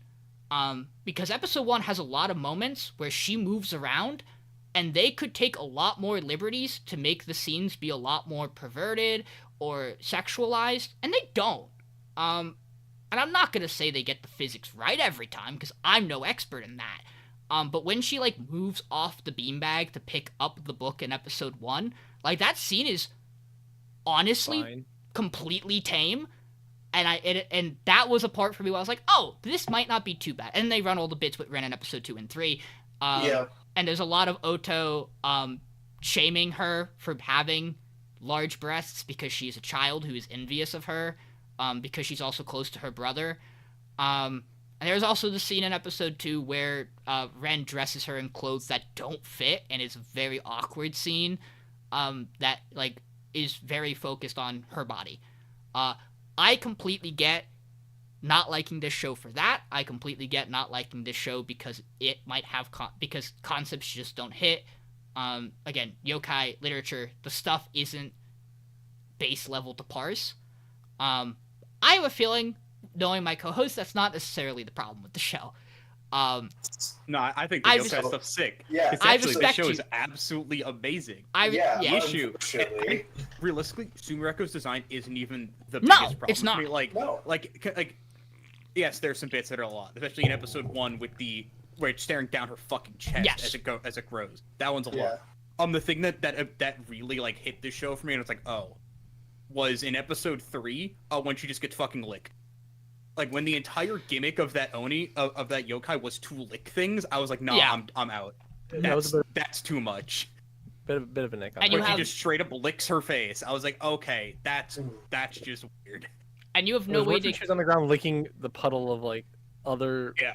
saliva, and you're like, what? And you have no way to trust that this show isn't going to use the yokai side of it to be a crutch for fetish stuff. I get it. Oh yeah. Like we're already borderline by episode 3. I will say it was really interesting when they're like, I wonder if she's the bad guy, as they have like the evil shadowy grin walking up a hallway, and you're like, there's the bad one. Wow, didn't see that one coming. But There's a lot of other stuff that happens, character moments here. The end of episode 3 does a lot for Odo. Is that her name? I know I said it right. Yeah, Odo. In how she views Sumereko, because Ren reads her book to her, and she's like, oh, I actually kind of get why she might be the way she is, because this book's really good. And, like, Odo's kind of tuning into why Ogawa's the way she is. And I think that moment's really nice. It's just wrapped in at the very end of everything else. I personally am probably going to keep watching this show, because until it does something that absolutely makes me go, no, I'm done. Because I really like the yokai bits. I think the show's really interesting. And of our shows that are doing horror-esque mystery stuff, I think the way this show paces it and lays it out is the way I like mystery done. And the horror elements are really cool to be tied to the yokai stuff. I think it gives you enough things to piece together some of the mystery on your own. I don't think it feels very obvious what's going on all the time. And I like that about this show. I'll agree with that. Realistically, I really enjoyed most of the premises of this show, which is why it's so high for me. And I'm purposely kind of, one, because it's my show, and two, because I like so much of the other stuff, am trying not to let the rest of it bog it down further on my list. It would if I were to be honest about how I think the ecchi influences it. But if I had to say to an audience, because it's probably the only time I'm going to get to do this, if you are someone who's okay with ecchi stuff and who's maybe interested in the rest of these genres, I say give this a go, because I legitimately think this is probably, of recent ecchi material, one of the better shows that you can probably watch and not feel fucking disgusted 24/7 about. Personally, from my opinion on it. Conceptually, the show's absolutely rad. If you're into things like SCPs or anything like that, You know, Yeah. just it like has an eerie element to it. it's so Yeah. cool. Like the horror's It's done just really a well. lot. When she like And- keels over and almost dies with like blood pouring out of her eyes, you're like, okay, wait, this is like kind of sick. And then Yeah. it does the booba thing, and you're like, well, you had me for a minute there. I'm not gonna lie. Yeah, unfortunately, noted ecchi hater me immediately. Like that's the thing, because Michael and I watched. Excuse me. Michael and I watched the show together. I think I also was with you guys when we watched And- this. You were there for episode One. 3, I want to say. No, No, I watched no. 2 and 3 on my own. I was there for Yeah, 1. that's what it was. Yeah, Because you and I watched 1 together, and then I watched it with Michael, and I think you hopped in again to watch it with Michael and I. yeah. And like throughout the entire time, I was like, man, this show's really cool. Like the concepts it has are really neat, and like I love the way it does its horror. Like it all works really well, except, and it's just Yeah. very unfortunate because it pulls it down so much for me. Where I would really enjoy the show if it didn't have the ecchi in it. I think one of the best scenes of this show is the end of episode 1, where as Sumereko cries, there's blood mixed in with her tears, because that scene is so well done. Mm-hmm. And overall, I think episode 1 is the strongest episode, because I think the ecchi isn't prolific comparatively, and things don't feel super weird fetishy. Yeah. And like the means justify the end for the story, I feel like, for how it structures. And if things stayed or got better than episode 1 in terms of the ecchi content, I think this show had a higher chance of walking out of a week 1 or 2. I would agree. But that isn't what happened. I also think song-wise, this OP slaps. Visually, there are some shots in this OP that exist. Oh yeah, Mhm. it's one of those things. I don't remember most of the OPs. There is certainly a shot I of her remember, on the like, bed Very few. and a shot of her Yeah, no, in the shower. Yeah.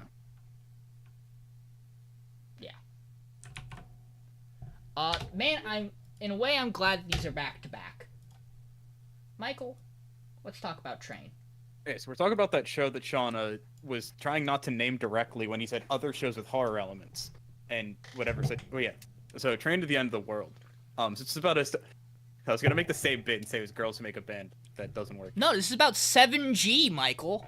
Yeah, true. This is about the revolutionary 7G. You know, Japan was behind on 4G and 5G and also 6G, but 7G they're ahead of the curve. They were behind on 4G and 5G, and to get ahead, they're skipping 6G, Michael.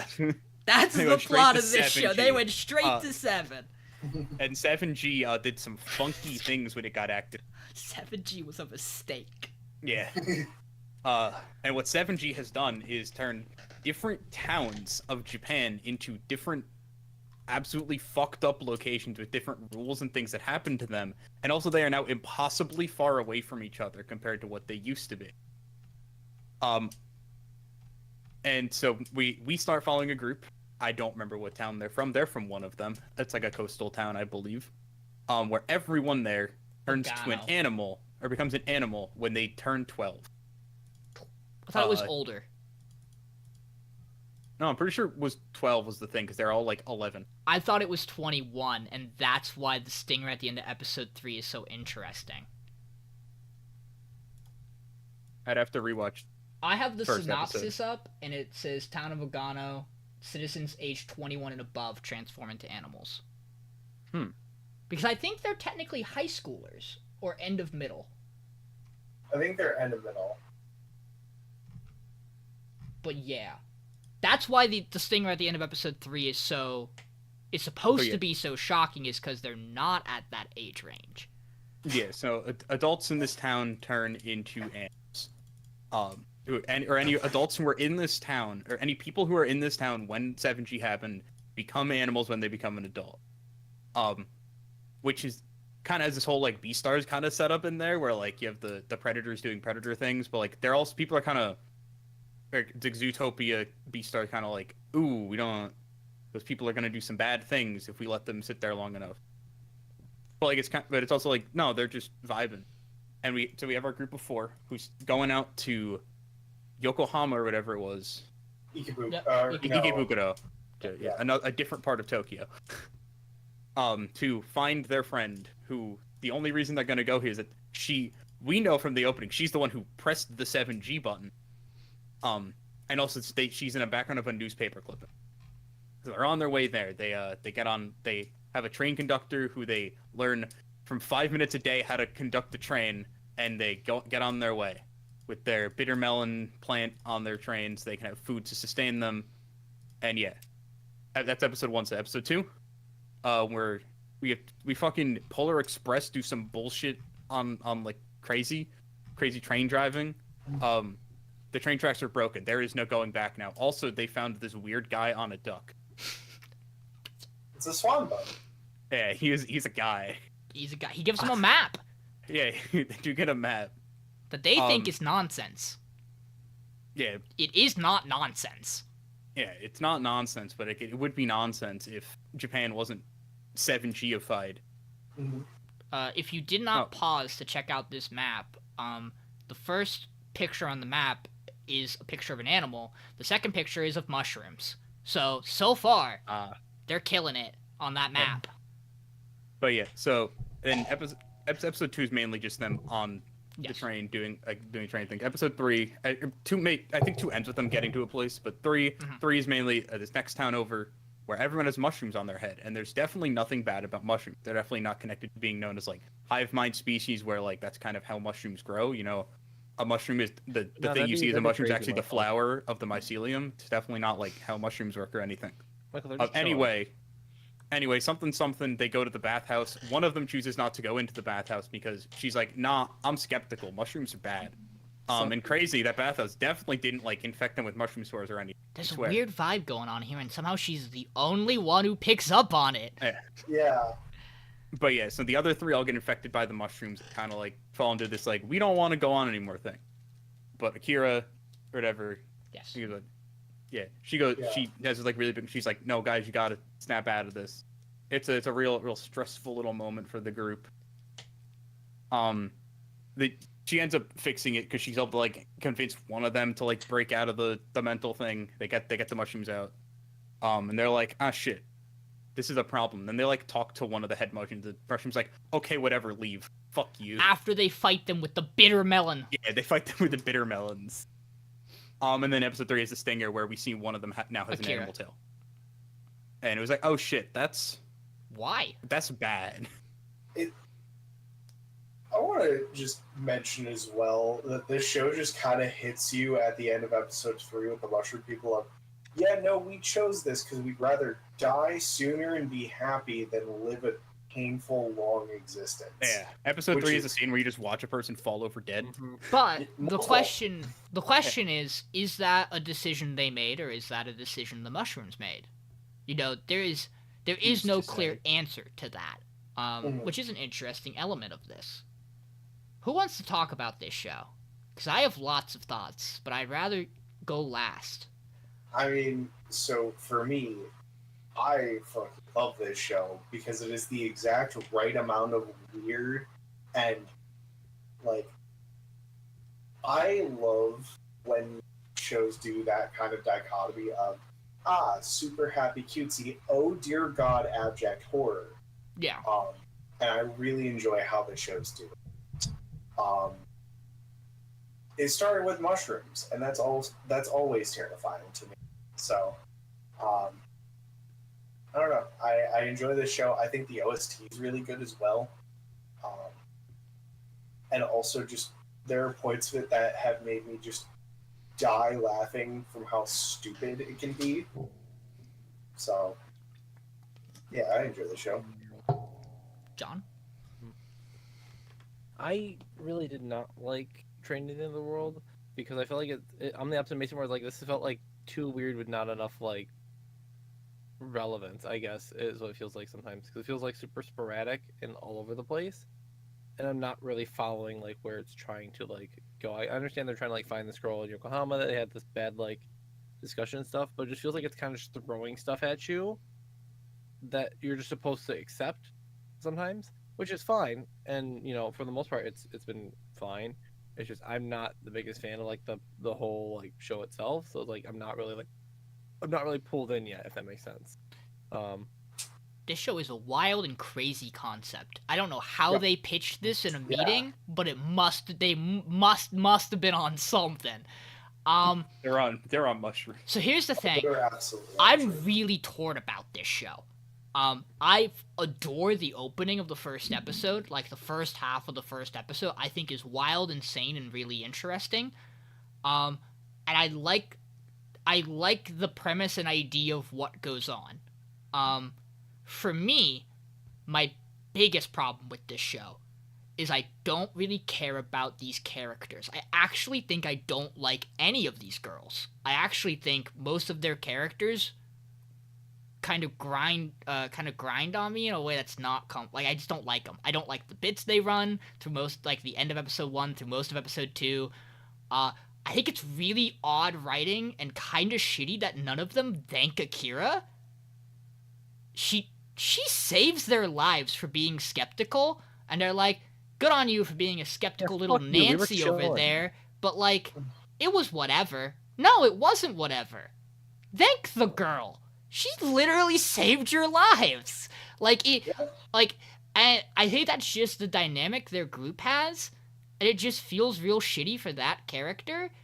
But also, like, I don't know how I feel about the fact that she picks up on everything because she's a skeptic and kind of like a downer compared to the rest of the group. Like, and that's the whole reason she doesn't immediately trust this town, when you could just write it that she has sensible perceptions and feels that something's fucking off in this weird town. When to us as the viewer, there is not a second that you land in this town where you don't know something bad's gonna happen. And that's my other Yeah. gripe with it, is that as like a horror, like Junkie. setup, it's very obvious, stuff's very blatant.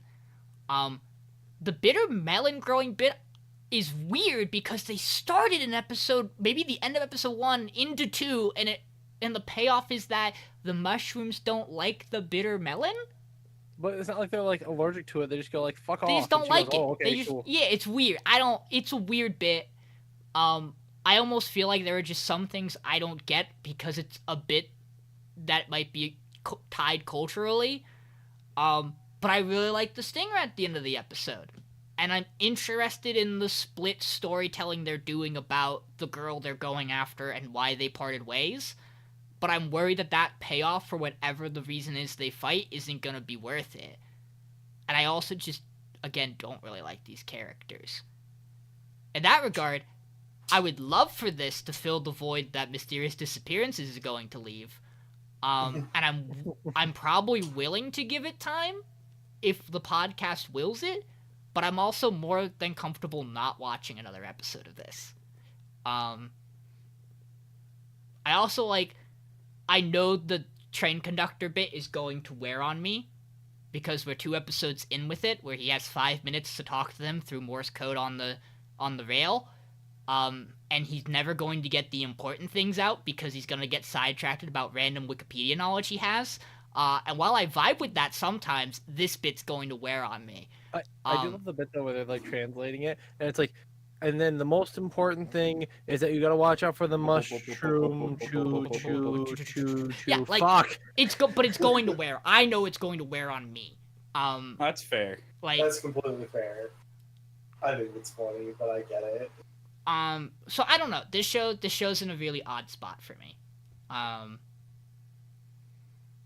Yeah. See, I'm just watching some girls on a train.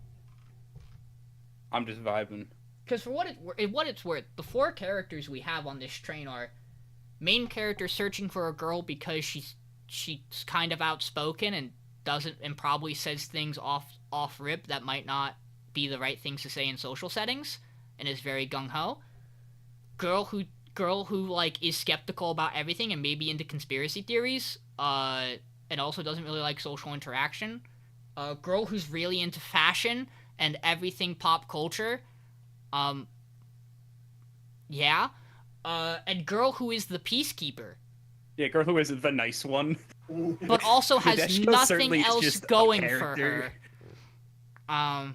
Which is why it feels so insane that the character who is the peacekeeper isn't like, hey, by the way, thank you for that. She just kind of goes with the rest of the group of, let's keep moving. And I'm like, wow. Neat. I don't know. It's a show. It is a show. That's what It I'll is, say. in fact, a show. Any other thoughts on it before we move to another show?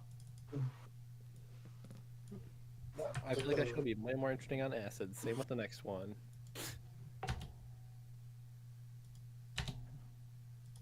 I was like, well, one's next? Mason? So, What is it? so Yatagarasu, The Raven Does Not Choose Its Master, is a show about a lot of things. There's a lot of different plot points going on in this Yes, show John. at one time. What is Is it? it John? a show about that one person who got the bird mask and Slay the Spire? He just starts going, Silent? Oh. Oh. Is this about The I- Quiet Man? You The feel more world's talkative. greatest Square Enix game? So, anyways, Yatagarasu is, it starts off where basically we are in a world, it's based on feudal China, where sometimes people are born where they can just turn into 3-legged ravens. That's just a thing that happens. And the crown prince, the second-born son, is becoming the emperor and is currently in the. There's a contest to find out who's going to be his wife.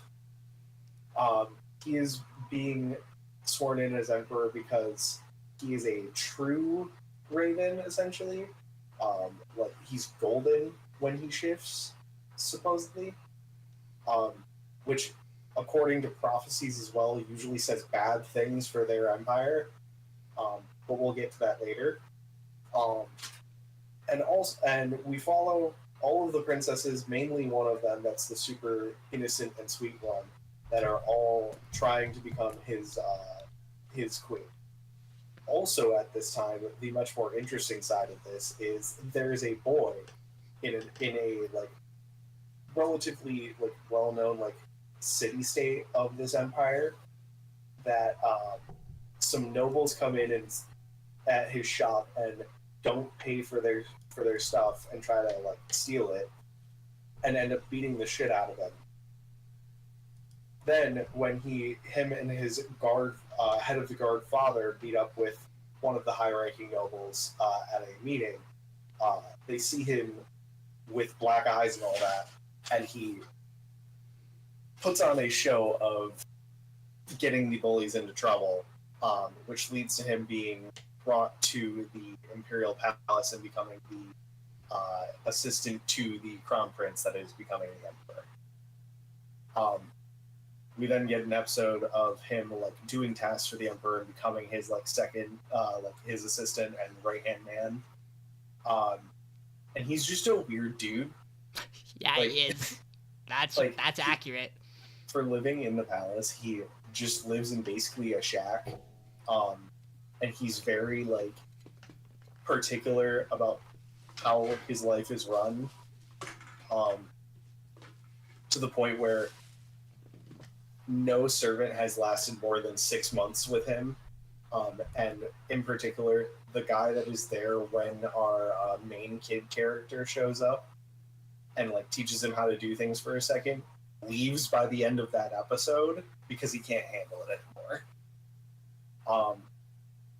But we just get some scenes of like learning that while he is particular and like kind of a dick, he also has a good side to him. And you're like learning more about him as the like main point of view character is learning about him. I fully understand that this show is not for everyone, and there are certain points of it that I'm not the biggest fan of, namely most of the stuff with the princesses, although some of it is pretty decent. I really enjoy this show. I find it interesting, but it's also a show that you have to, like, it is not everyone's jam. It very much is like, do you like this kind of like political intrigue kind of thing? No, not for you. So I like this show. I just like other shows better. That's the unfortunate position of Yatagarasu for me. I don't think there's necessarily anything bad about this show. I just think there's other shows I'd rather be watching most of the time. There is a scene in episode 2 where it is implied that this character we are following, who winds up being the servant to the crown prince, is inept and not very good at like social things he's supposed to be in his setting, like fighting. And then people talk shit about him while he's trying to fake not being good at fighting. So he locks the guy in a room and kicks the shit out of him, and it's so rad. That scene goes so hard. It is maybe it is up there as some of the best action of the season. it is. Until his older brother walks in and goes, "You need to stop." And he goes, "Is that an order?" And his brother goes, "Yes," because he understands if he doesn't say yes, he's not going to stop. There's also the scene where he gets tackled as a raven by 3 other ravens, which makes the princess, the one courtesan we are following, go, "Please stop! What the fuck are you doing to this raven?" And then they explain slavery. Yeah, also slavery. Well, indentured servitude. Yes.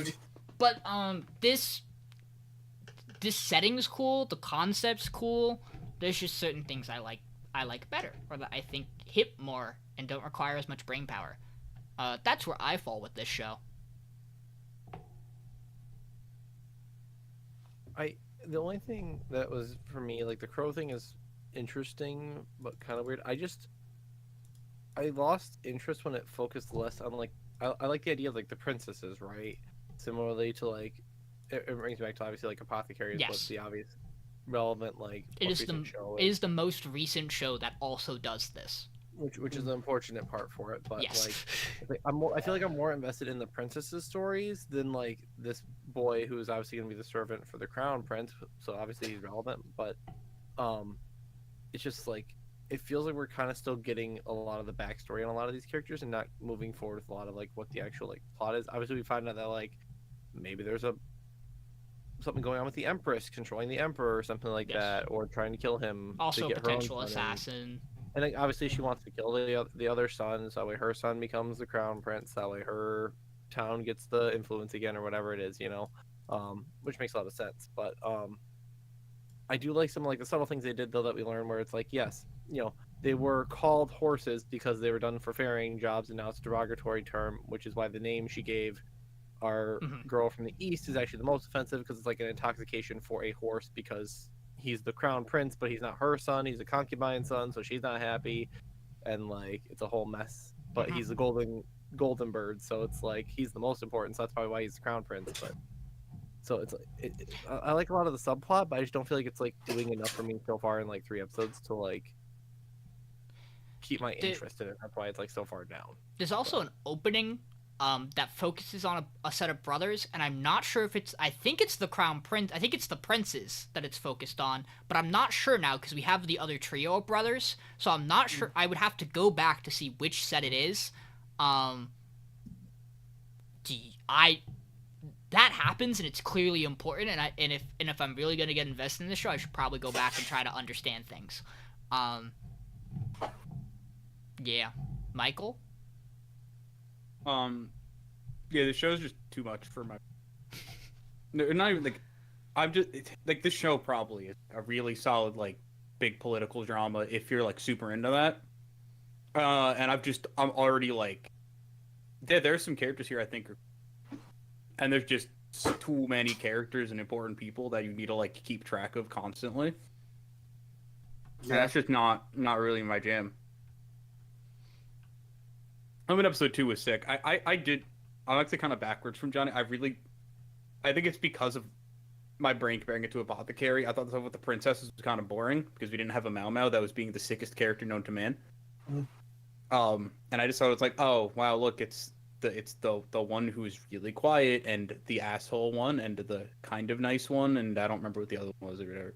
But like, yeah, and the other one. That is her setup. Is the other one.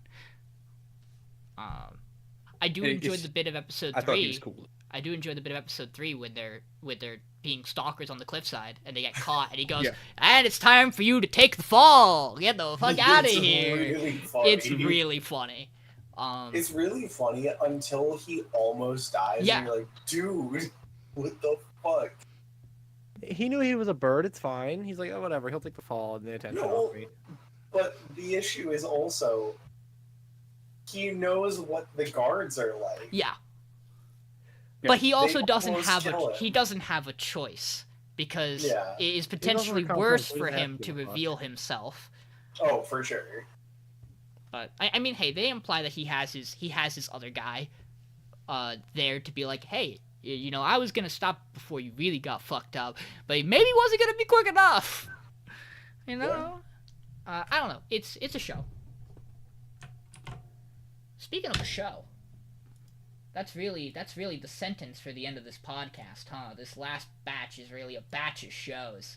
John, talk about Bartender Glass of God.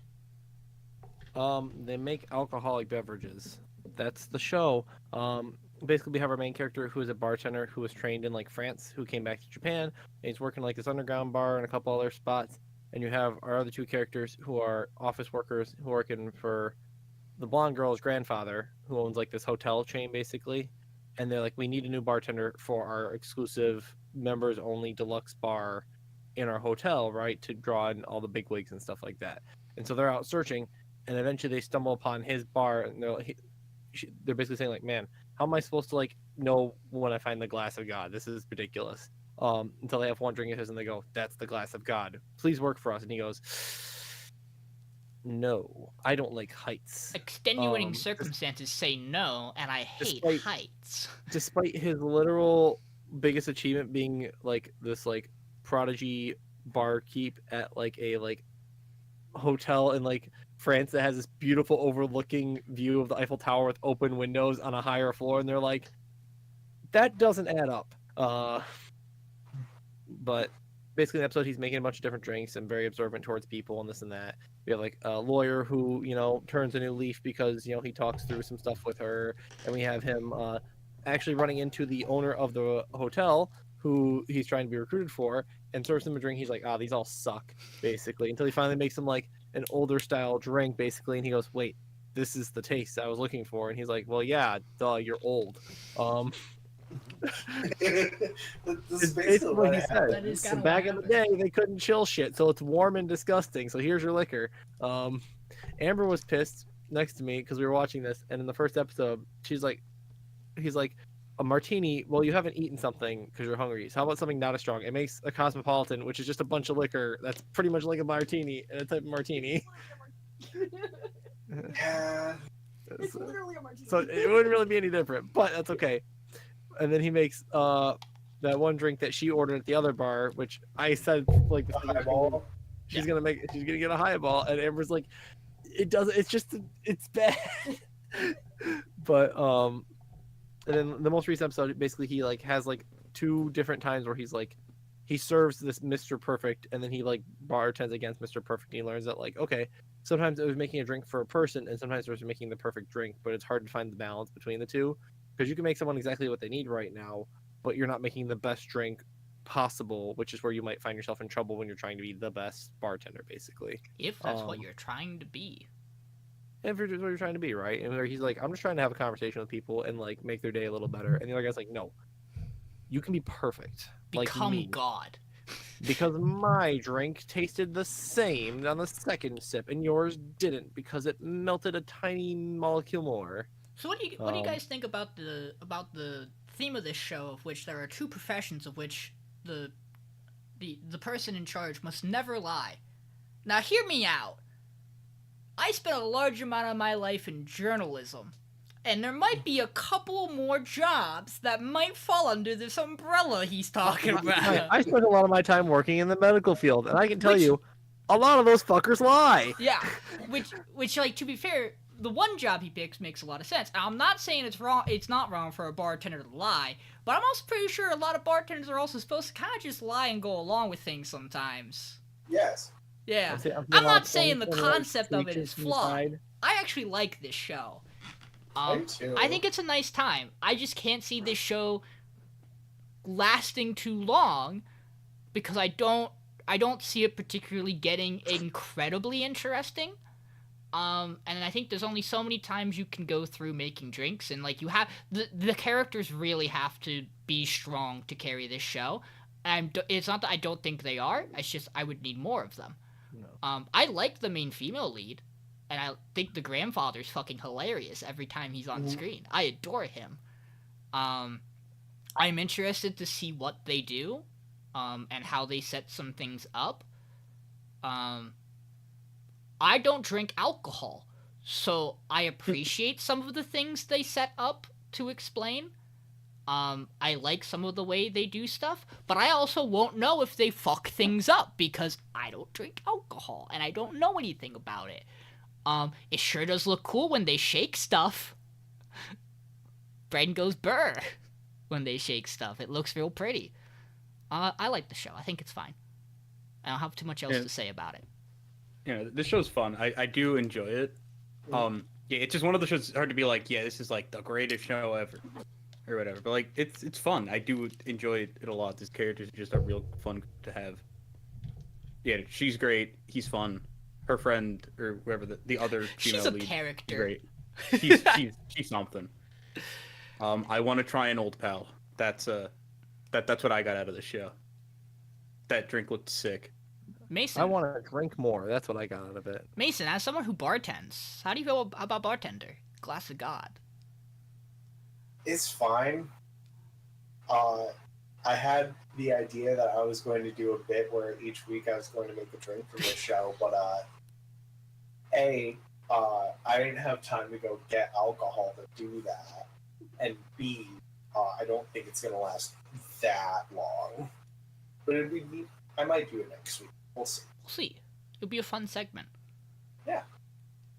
I do like the story with the lawyer, because I like that it has a second side to it, it is a little, I guess we go along with it that the other guy in the office knows the story.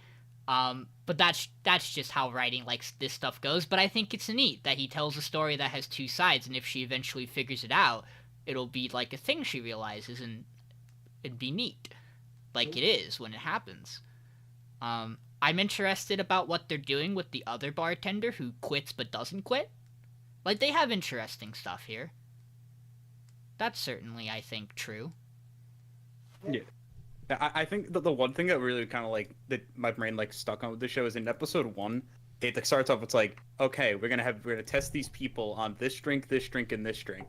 Yeah, and at the end of the episode, it's like, wow, he's gonna make this drink, and this drink. Wow. Wow. They say like exactly the same thing. So it's like, oh wow, I see your stomach. I heard that your stomach grumbled. Therefore, I shouldn't make you a martini. Yeah. It's like, wow, this is silly. I mean, It's I like, also... but bartender should know that that's a lot of alcohol, so we shouldn't give you that. We'll give you this other thing that has a lot of alcohol in it. I don't have too big of a deal about the highball thing, because I think it's fine that he goes, I saw you drink a highball. You clearly like it. I know jack shit about you. Have another highball. I just did it a little differently. Deal with it. And I like the dynamic of you have a guy who cares about his customers and you have a guy who cares about his craft. Is one of them right? Mm-hmm. That is. They're both probably right. They're two different types. This is the thing only for Michael. I'm so glad I remembered it. Mike, you have to swallow, Michael. I can't say this with you with a drink in your mouth.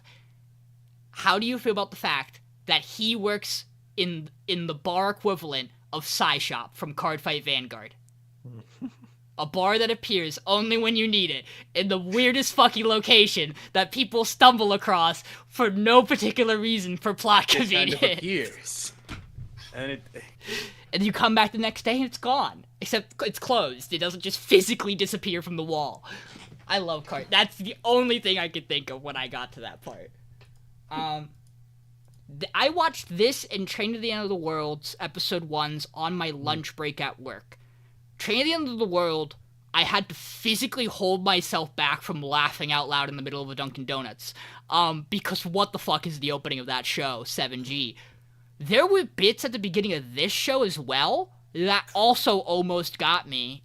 And I don't remember what they were, but I really liked the beginning of the first episode of this show. And I like the vibe of this show, generally. It's just, again, this is a show that's just nice to have, but, like... Yeah. Also, community consensus is, why is this getting remade? No one seems to know why. Like, it's fine. It's not bad. It's a but, 10-year why? anniversary thing? some anime director just like Really wanted to do it. Some guy No, lost this a is like bet, I think his show was made 18 years ago. I think it was like 2006 or something. It's Something like that. Some guy got Like, absolutely bartenders lost and was like, we Yeah. should make an Well, not anime old. about this. And they went, we already did. They're like, let's make it again. Again. Let's just do it again. I didn't even know this was a remake until the Giguk video where he goes, Yeah, "A same. remake of Bartender? Huh?" I found out just by Okay. I was looking up something about it. I don't remember what it was, and I saw that it had that, or I saw it in the comments of like on Crunchyroll. Either way, Bartender isn't a particularly like popular show like the original. either way, here we are, the last show of the night. Guys, we're fucking killing it on time.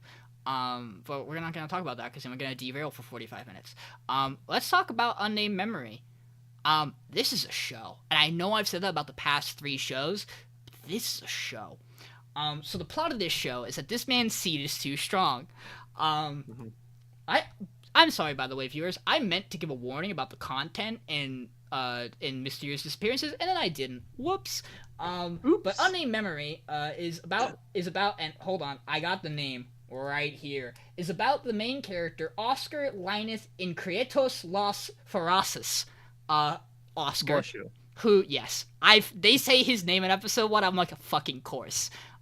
This show has the making of old fantasy garbage I love, and some of the fantasy garbage I don't. But the story is that Oscar and his family's line has been cursed. Cursed, in the way that they believe, by which, that, no woman can bear him a child. because they are trying. The witch put this on him to get at his father, to stop the family line. So many years It was ago. his grandfather, wasn't it? It's Originally or something like his that? grandfather's the one who goes to the tower, but it's his father who gets the curse Yeah, and so, like, placed when on. his wife dies, that this happens. Yes. Or whatever. Yeah, okay. So Oscar climbs the tower of the Azure witch Tinashe. He is accompanied by the worst character known to man, who is only here to tell him that he should not be doing this. Bro's trying his best to Then be a consort. He- He's trying no. his best. He serves a very important role. However, he is so obnoxious as a character in this first episode, and he only It's gets a so little bad for better in him. the next two. Yeah. However, we get some absolutely beautiful moments with Oscar as a character where they climb this tower, snakes fall into a pedestal, his assistant goes, "Oh my god, snakes, we gotta get out of here." Oscar picks a snake up and goes, "Fuck that," and he clears the pedestal and just moves on. Because Oscar doesn't give a fuck. Oscar's so funny. We watch as we learn that his grandfather was the last person to climb this tower, and he did it with like 20 men, and by the time he got done with it, he was the only one to get to the top, maybe with one other person. And then Oscar solos this tower and gets to the top, and Tinashe's like, "What's your deal, bro?" And so they have tea. At which point Oscar explains why he's here, and Tinashe goes, "Let me look at this curse." "Oh, no, you don't understand. The way this curses don't work that way. What this curse actually is there is so much magic in your seed that the person who has to bear your child would have to be able to contain all that magic. And only like a witch could do that." And so Oscar goes, "So you?" And she goes, "Well, But- theoretically, yes." And he goes, "Okay, I get one thing for clearing the tower. You're going to be my wife." And she goes, "No, I refuse to do that." And he goes, "What if I give you a year or some arbitrary amount of time?" I think it's a year. It's a year. To spend with me, and if you fall in love with me, you fall in love with me. And she goes, "That's not going to happen, but I'll spend the year with you to try to solve how to get rid of the curse." And he goes, "Then I think we have a deal, and clearly our motivations are the same. You will fall in love with me." And she goes, "No." And thus she leaves under the guise of an apprentice witch, and episode 2 happens, and she immediately breaks the guise of an apprentice witch by revealing to everyone she is the Azure Witch. Episode 2 feels very out of place, because they go to deal with a problem that she had sealed away, a giant demon creature, that is a wolf, where she just fucking stomps a bunch of posers of evil mages in a desolated swamp land that is horrible and terrible, and they make a note about having a shield that she has up over everybody, and then they just drop it and everyone's fine and it's okay. Also, Oscar has a blessing from Tinashe where he can't be damaged by anything but poisons, and certain other Or effects. psychological damage. Yeah, or psychological damage. I wonder what things he's going to fall under effect of in episode 3 and maybe onward. But episode 2, she deals with this. She gets fatally wounded, which she tells Oscar can't happen. And we find out that anytime she were to die, she just ages a certain amount. Because she's been stifling her appearance by, stifling her age.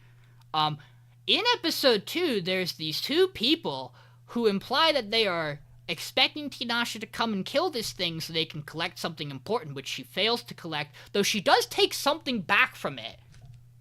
We don't talk about what that is or what they collect. And another wizard, who I think is the one who put the curse on Oscar, is the implication. At the start of episode 3 goes, "Yeah, I want the thing you have." And he goes, "Well, I'm not going to give you the thing you have. I know exactly who you are and what you're doing here." He goes, "Oh yeah? I'm going to kill you two." And he goes, not my friend here." And she teleports her away. And then he gets vaporized out of existence. And they imply there's some odd time shenanigans, timelines, and repeating of histories going on here. Like we're in Tales of Xillia 2. And then the rest of episode 3 happens, where Oscar and his right-hand man, whose name I don't remember, stumble upon another witch, whose category I don't remember because I watched this show 3 weeks ago, or something like that, who, surprise, uses poisons and places a kind of curse, mental thing, on Oscar that causes him to have terrible nightmares, and is related to sex. And that it basically like drains him of his energy every night he sleeps, and is slowly slipping away his life energy. And Tinashe goes, "You're cheating on me with somebody, but you're not cheating on me because we're not a thing. But if you were, you have a girlfriend now because I can smell the perfume." And she consults everybody, and they go, "We can't smell anything." And she goes, "That's a fucking witch." And so the solution to stop his problem is by having him strangle Tanasha in the dream, at which point she gets Snap her neck. she gets yelled at by the other witch going, "You didn't have to make him do that." And she was like, "No, I did." And she goes, "No, you didn't." And you should consider the fact, by the way, that I didn't make it you in the dream. That just means how much he loves you. That's the end of episode 3, I'm pretty sure. No. She also gave him a vial of his blood and his cum. Yes, Yeah, she just had For that on him. purposes. Apples on hand. For purposes. Yeah, This show is interesting, certainly. I like the characters a lot. I actually think a lot of the supporting cast we've slowly been introduced to are semi-interesting, and I really like Oscar and Tinashe. I don't know what the fuck's going on or why they're telling the story like this, but it certainly fragments this in a way that feels like we're not really watching a story, we're more just watching bits of one, which perhaps is going to tie back to the time stuff. I can't wait for this to be Toy Riverside 2. I don't think that's the case, but I also know people aren't particularly happy with the pacing of the source material of this. Yeah, so Austin, friend of John and I's, is reading the light novel of this, and messaged me almost immediately. It was like, "Hey, you're watching this for podcast, right?" I was like, "Yeah." It's like the pacing is dog shit for this compared to the light novel. So Oh, that's unfortunate. But also, like, where the light novel currently is also the pace. People are not fans of how it is currently going either. Yeah. But hey, that's neither here nor there. I have this show at the bottom just because I honestly think it, like, structurally is probably the weakest, and while it has elements I like to it, it is certainly the genre I am most a fan of. I find it hard to put it over other things, but that's just where I fall with it. I do think the plot of this show is very funny.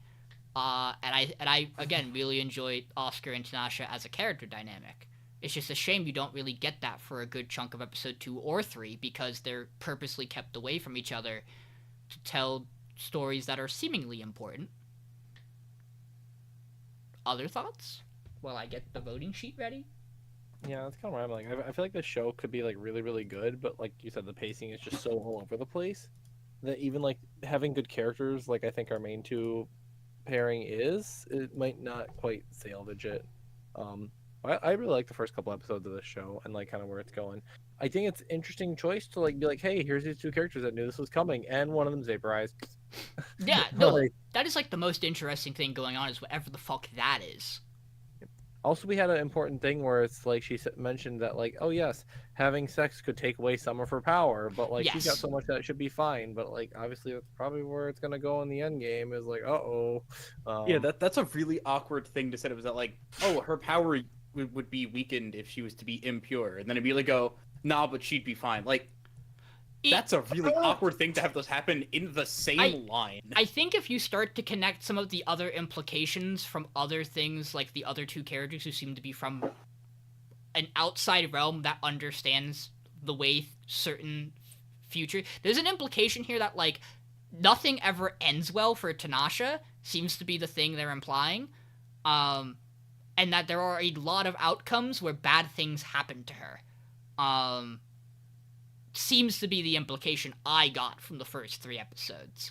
And I am interested in that concept, I won't lie. It's just, I don't know. It's something. And I know I said that a lot at the end of these last couple of shows, but that is how I feel about the last couple of these shows. I can definitely feel it, Sean. The show is fine. It's just kind of like, yeah, I wish I got more. I don't know more, but This is a show that I don't if know. it survives this week, because I don't know how everyone else necessarily feels compared to other stuff, it definitely probably has a lot of work to do to stick around past other thresholds. Because I think other stuff definitely has head starts on it. Click, click, click, click, click, click, click, click, click. I think I had a very appropriate name for this week.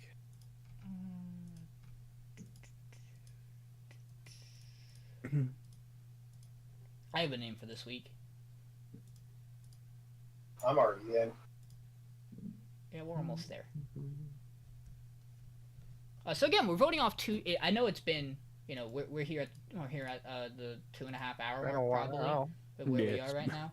We're literally about to hit it. So yeah, we're voting off the bottom two, the two shows with the most votes, or however it splits up.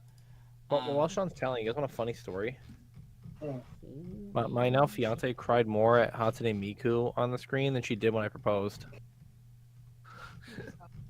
Get outed. Man, so we have something interesting, and I'm gonna propose something before we get to it, to be fair about something. So let's run through this. Again, the show with the most slays is gonna go. If we have a tie, it goes to Wheel. So let's run through this. Shows that have no slays, they are completely safe. Girls Band Cry, Windbreaker, Spice and Wolf, Kaiju number 8. Whoa, crazy that the first 4 shows of the podcast are all fine. Go-Go Loser Ranger, Whisper Me a Love Song, and Bartender Glass of God. Jellyfish Can't Swim at Night has 1 slay. Train of the End of the World has 2. Mysterious Disappearances, Yatagarasu, and Unnamed Memory all have 3. I will gentlemen's say, let's vote off Mysterious Disappearances and let's wheel Yatagarasu and Unnamed. Does that seem fair? Nope. I'm here for Because that. I personally think, as much as I like Mysterious Disappearances, and I'm obviously the one person who didn't slay it, I think realistically, if this was a week 1 vote, it would be going. And if there was no other show. And realistically, I think if... I'm gonna be fair. I think if we wheel this and Mysterious Disappearances sticks around, that's not fun for the rest of you. It is probably just gonna be a guaranteed vote off next Yeah, week so I anyway. think It's it is also the fair. thing. I think it is fair to say it gets the vote, and then we wheel Yatagarasu But and Unnamed. I do like spinning the wheel. I do think too. spinning We the will wheel's spin the funny. wheel. We will spin the wheel for the other one. Who wants to bring that I up? do like chaos. Yeah. I didn't Also, win, so I don't get to control the wheel anymore, and I'm sad. I mean, I technically should be doing it, but it is a hassle for me to do it. Completely fair. Because if you didn't know, guys, I'm coming off a win off of last season. And that's just how it is. Yeah. You should go check out the podcast for last season. We had some interesting conversation. We're getting there. All right. There we go. Can I request something funny? What's that? Can you put Mysterious Disappearances on it and spin it? And if it doesn't land on it, we're still taking we'll take whatever it first lands on, but we're just doing a hypothetical because I want to know. Yeah, I So- think it's still funny to have So a series on. whatever it lands on will be going. If it is Mysterious Disappearances, we'll just spin again. Yeah. So Yatagarasu and Unnamed. Yeah. Right? Yep. Yatagarasu and Unnamed, whatever it lands on goes. It'd be like that. Okay. It'd be like that. Now Mason, do me a favor. Let's spin it again, and just see. Oh, without hiding? Yeah. So, I meant get rid of Unnamed, Oh. so that we would see. Yeah. Perfect. We would just see. Would Theoretically. Mysterious Disappearances have survived? No. No. And ladies and gentlemen, that is fine.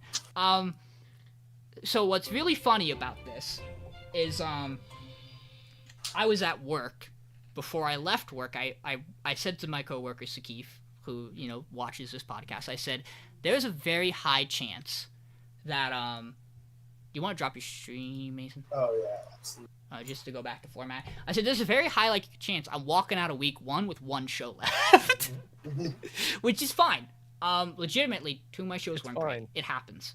The good news is, I don't think I have to worry about Kaiju number 8 going off next week. No, You almost probably lost, not. Sean, because you almost didn't pick Kaiju number 8. I know. I almost let you have Kaiju number 8. And for what it's worth, the other shows I was going to pick seem like they're okay, but not Kaiju number 8. So I'm happy with where I am with it. So yeah, Unnamed Memory, Mysterious Disappearances. This sucks for me, because it means I'm still watching 12 shows next week. Probably, if I find the time for it. Because I do like both of these shows, and I'm probably going to keep watching it. This also means we get to see if Yatagarasu can pull itself out from where it is right now, or if something else doesn't hit the mark for other people.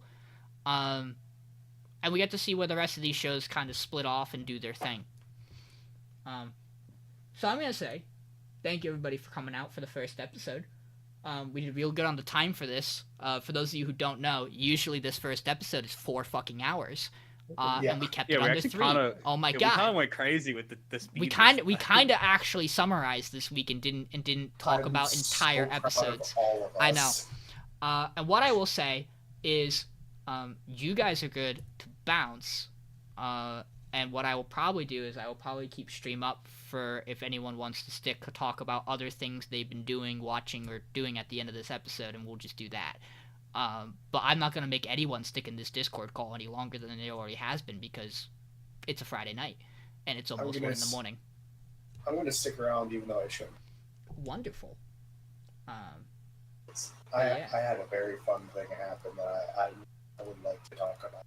No, like I theoretically should go, but like, We can talk about some stuff. But yeah, so officially we are all done. Thank you all for tuning in. We will have 10 shows we're talking about next week. We will still be only watching episode 4s, because we will probably do a double week, like we said. You know, maybe when we're down to like 8, 7 shows, because that's usually the time frame where that's more doable, and might be more beneficial. We'll decide that arbitrarily. We might not even do that.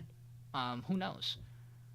But thank you guys for tuning in, and have a great night, but we're going to stick around. Anyone who wants to leave, bounce it by. Have a good night, John.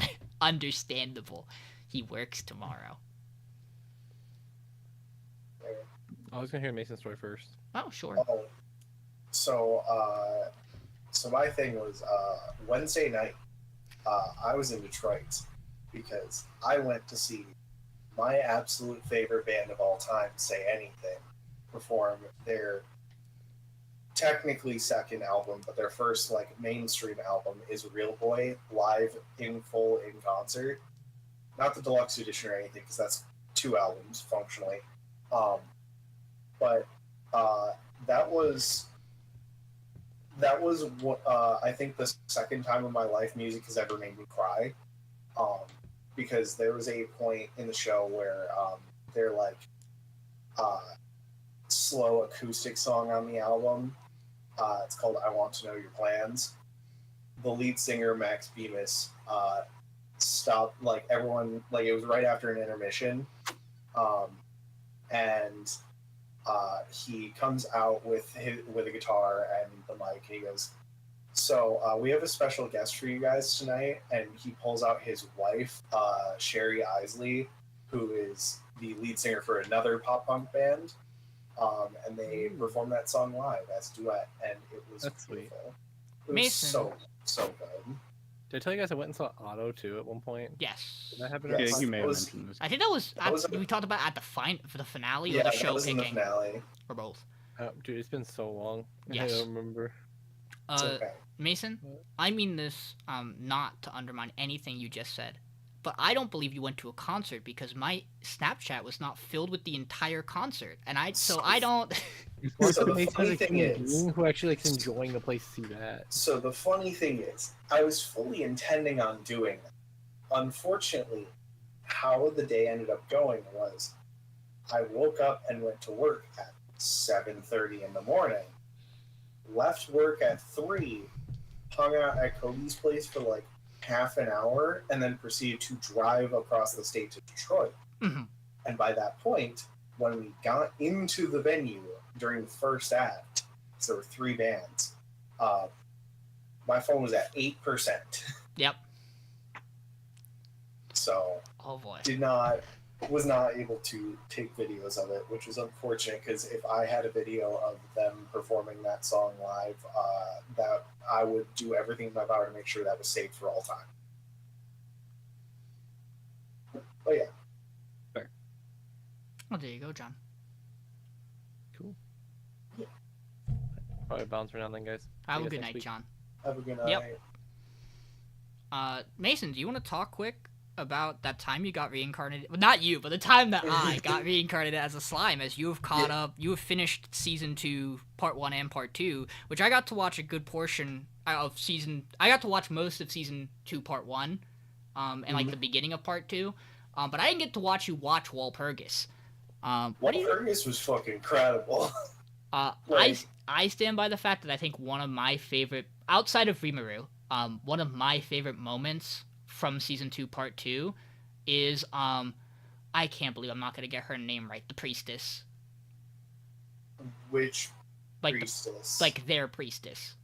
Oh, Shira? Yeah, her popping the fuck off in the Oh, war. with the whites? Because you get the moment, you get a moment of that in season 2, part 1, where she does stuff, and it's like she's so cool, and then you get this long drought of her not doing anything, and then it's like army of undead, and she goes and it's so base. I love it. She just She's looks a cleric. at- Of course, she would be able to use turn undead. But it's She looks at Soe and goes, "I need you to handle the undead dragon. I've got everything else." it really to me, like I've said it before, part of the reason I love Slime so much is that supporting cast still gets to do things in a power fantasy They're focused on all- Rimuru. They're all so good. Like, I popped off because there's the fight between the snake woman and the ice like ninja dude, and Gobto pops out at one point and goes toe to toe with him for like 2 minutes. What a good It's character so he rad. is. Possibly the greatest character Yeah. of all time. Gobto's so good. So I we will love have him to so get much. to season 3 at some point.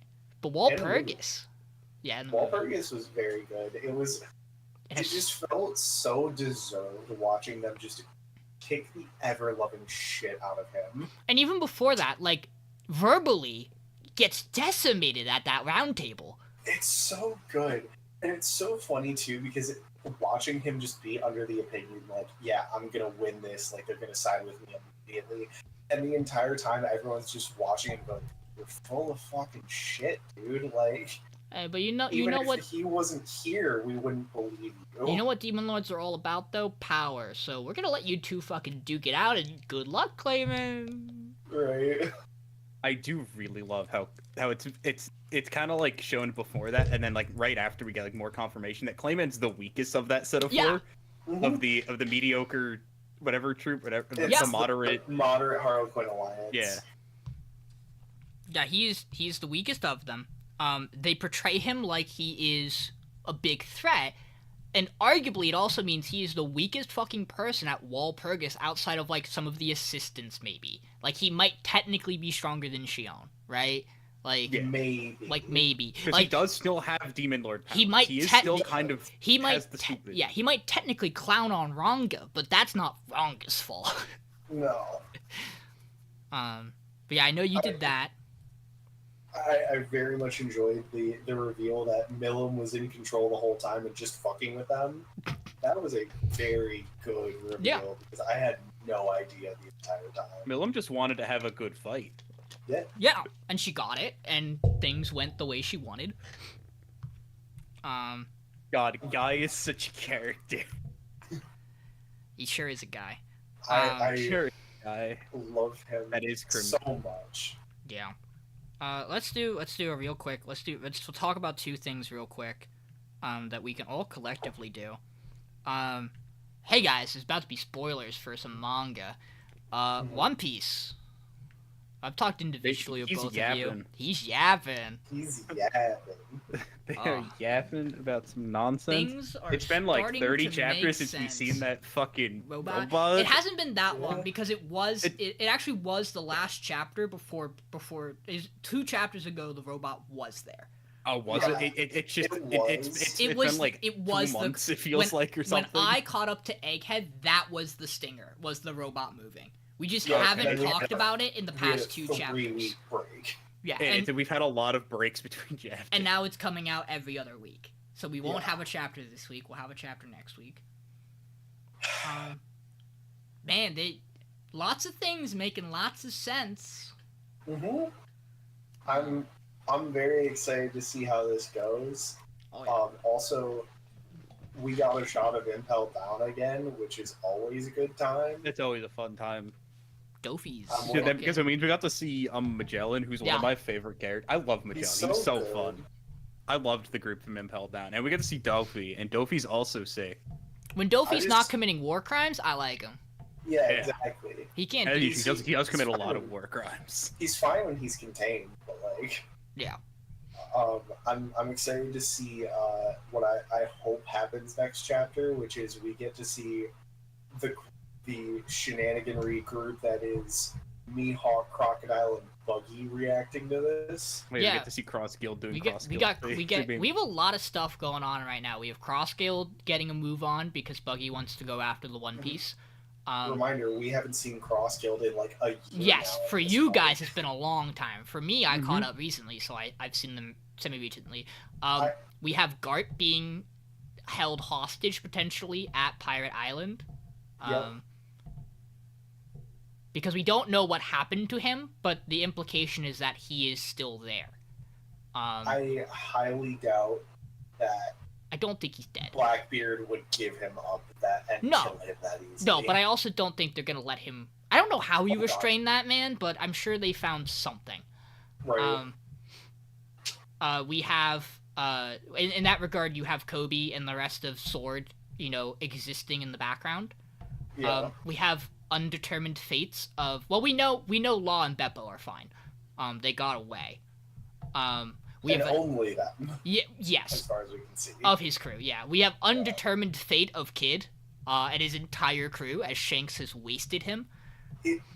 It's so funny to me that Kid went and tried to fuck with him during the time skip, got his arm blasted off, and then went, I helped kill 2 emperors, I can try it again, and immediately gets fucking murked. I've talked about this. I also don't think he really had a choice. I know people will say he could have just handed over his stuff, but that's essentially committing pirate suicide, is to give up all information you have that would lead you to the One Piece. Like, where Yeah. Kid is right now, for what he is trying to accomplish, he didn't really have another option.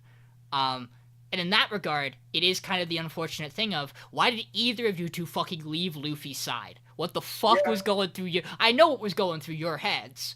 Law in particular, I'm more confused about, because at the end of Wano, he's like, I want to know what's going on with the D. I want to understand it. That's why I want to pursue the One Piece. You have no reason to leave Luffy's side if that's the case. You're safer there, but I get that, like... I get it. Yeah, I get it. but it's also one of those things where it's just like, they have been allied for so Yeah. long at this point, that it's kind of wild that he does split off. Because, like, His they've crew's just been- also not ready. yeah, because, like, Law's ready, sure, but the rest of his crew has been fucking off for the past, since Punk Hazard, at least. We learned that Beppo's kind of ready because he's undergone some training that we don't. Same with Chopper. He's undergone the same training that Chopper has that we haven't really seen the results of yet. Where they both have new things they've learned to do to extend what they. Beppo learning how to do the Sulong. the mink stuff, yeah, and Chopper learning how to extend his duration of stuff, Yeah. and use his forms more. We also then have, so we have the whole thing. Next location's Elbath, right? Yeah. Like, it's I can't confirmed imagine- Elbath. Which there's a lot of interesting stuff there. I posted this question to my buddy Sakif. Do you think Shanks is still there? I can't see why he wouldn't. No, we did get the thing I mean- like a year and a half ago or 2 years ago. Oh, at this where it was where like, he goes, "We're going. It's we're time at boys, now." to get the One Piece." Yeah, after they Yeah. right before they You gotta trashed realize Kid. that for us who've been Yes. caught up, that was actually forever ago. Yeah. It's been Um, so long. So funnily enough, because you mentioned you getting caught up, I caught up a little under a year ago. Like Yeah. it was like May 31st of 2023 was the day I caught up. So we're close. That I've been reading it weekly for like a year. It's crazy that I've only gotten like 20 chapters this year. Yeah. It feels like I've they've been real bad on schedule. I have been caught up since Act 3 of Wano started. So it's been like God. 2.5, 3 years now. It's been a while. That's So that's like It's- chapter 900. It's been a it's- while. It's so weird to me because, like, I don't think of myself as having started watching One Piece that long ago, and then I think about it and realize, oh, I've been watching One Piece for like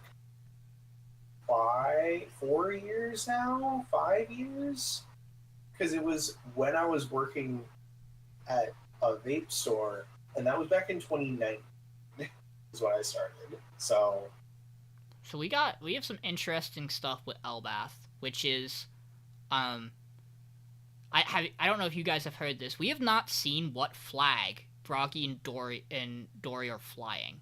They have not shown us the flag of their ship, which can imply two things. Either they're flying Shanks's flag, which I have been reassured by my One Piece expert that that's probably not the case because of how, like, the stuff with Loki works as king, that he probably wouldn't let them fly Shanks's flag. Shanks just has good bearing with the giants when he's there. yeah, So the implication might be they're flying the new giant pirates flag, which would imply that Harudigan, or whatever his name is, and the rest of the Ardeen. the rest of the new giant pirates are somewhere nearby, which would imply a slight reunion with part of the Straw Hat Fleet, which is cool because those giant characters are rad as fuck. Yeah. And their doctor, if you didn't know, is in the Big Mom flashback. Yes. She is a younger giant at that time. I am excited as well because I believe we have seen as well that Oimo and Koimo are there as well. Yes, and we also know Saul's there. Yes. So we have lots of good things to look forward to, and I have been assured that this will be the Usopp arc because it has to be because It has to Elbath be. is his thing. He's wanted to go to Elbath since we got him, Yeah. essentially. Well, since Little Bird. But And obviously we'll get more stuff with Luffy given how the Nika Nika fruit connects to them, and we'll get stuff with Robin because Saul's there. And all of O'Hara's research. The interesting thing is, do you guys remember how long it takes for the log pose to reset at Elbath? no. No, they do make a comment about it when They sure do. when Kid gets there. I want to Isn't get it it like right. a year or something? It is either a year or 10. It's one or the other. I'm going to pull it up right now. Yo, it'd be crazy if we got a 10-year time skip. It's a long time though. Like, no, because I do. I mean, like the one thing I do remember, like log pose numbers. Because at this point we're just using fucking the papers to get places, for like half the stuff. Yeah. Like, I thought it was like specifically this split off. It's been the can't remember what they're called, but the papers. Beaver card. Yeah, the Viva cards. I still But don't like I remember exactly Little Garden. know. I remember they got there and it was like, yeah, to get off Little Garden it's gonna take 100 years or whatever. And it was like, huh? I still don't exactly know how we actually got to Wano. We just kind of got there. Because, like, there was nothing pointing anyone there. Because I'm pretty sure we get there through someone, like Luffy gets there through a Viva card. I'm pretty sure it's like someone. Does he? I thought that's how they got there, through a Viva card. I don't remember whose it was. I would have to Like, imagine I think it it's was someone. like it's like one of the Mink people from Zoe gives them a Viva card that leads part way there. I don't Because remember. I know they get the whole cake through a Viva card, or an Eternal Pose or whatever. Because they're given one to get Sanji there. Because that's how they get the whole cake. Well, Different they whole get cake, they they get do the some whole bullshit. cake because they Well, have so- they have Turtle Boy. So so Peckhams has the one to whole cake, and then also they technically so the other side has it from Lola's. But there's also so they get to Zoe because Law had one for Peckham Yeah. to get to Zoe.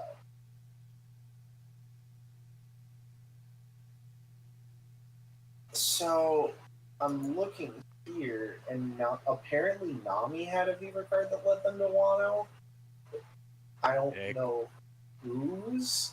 Is Who- the only- Yeah, I'm trying to think. There I aren't any thought- like characters we know named at Wano before we get I there. thought Kinemon No. had a way to get them there. I thought he knew That- the way to the entry to the entrance, and they go up the water. I know they go up the waterfall, and then they get fucking split. But I don't. So I feel like. Oh no, because Kinemon goes with Zoro's crew. Yeah, which is Kinemon- Zoro's side, and that's how they all get there first. But that it's, makes you're talking about sense. how Luffy gets there. How Luffy's group gets there makes no sense. I mean, if Zoro and them, if Zoro and them had already been there, they could just like Zoro's Viva card. Like if that group's all they there, have- they just use one They of those ha- people's no, Viva cards. they get Kinemon's Vivid card. He gives them Do they? his. Oh, I'm pretty sure that he gives Nami his, so that they can track him that way. But I think something goes wrong with it when they get there, I want to say. Viva cards are whack. They do some whack oh. things with them. Okay, yeah, it is the one from Kinemon. You are correct. 1 year to adjust to little. Hold on.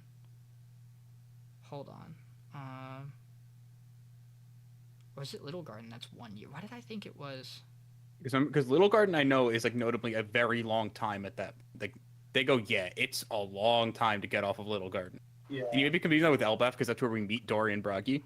I thought they said something about Elbap. Maybe I'm confusing that. I mean, they may have also mentioned that, but like I do know Little Garden had a particularly long time, and then they get an eternal pose to Alabasta through someone I don't remember who. So Someone shows.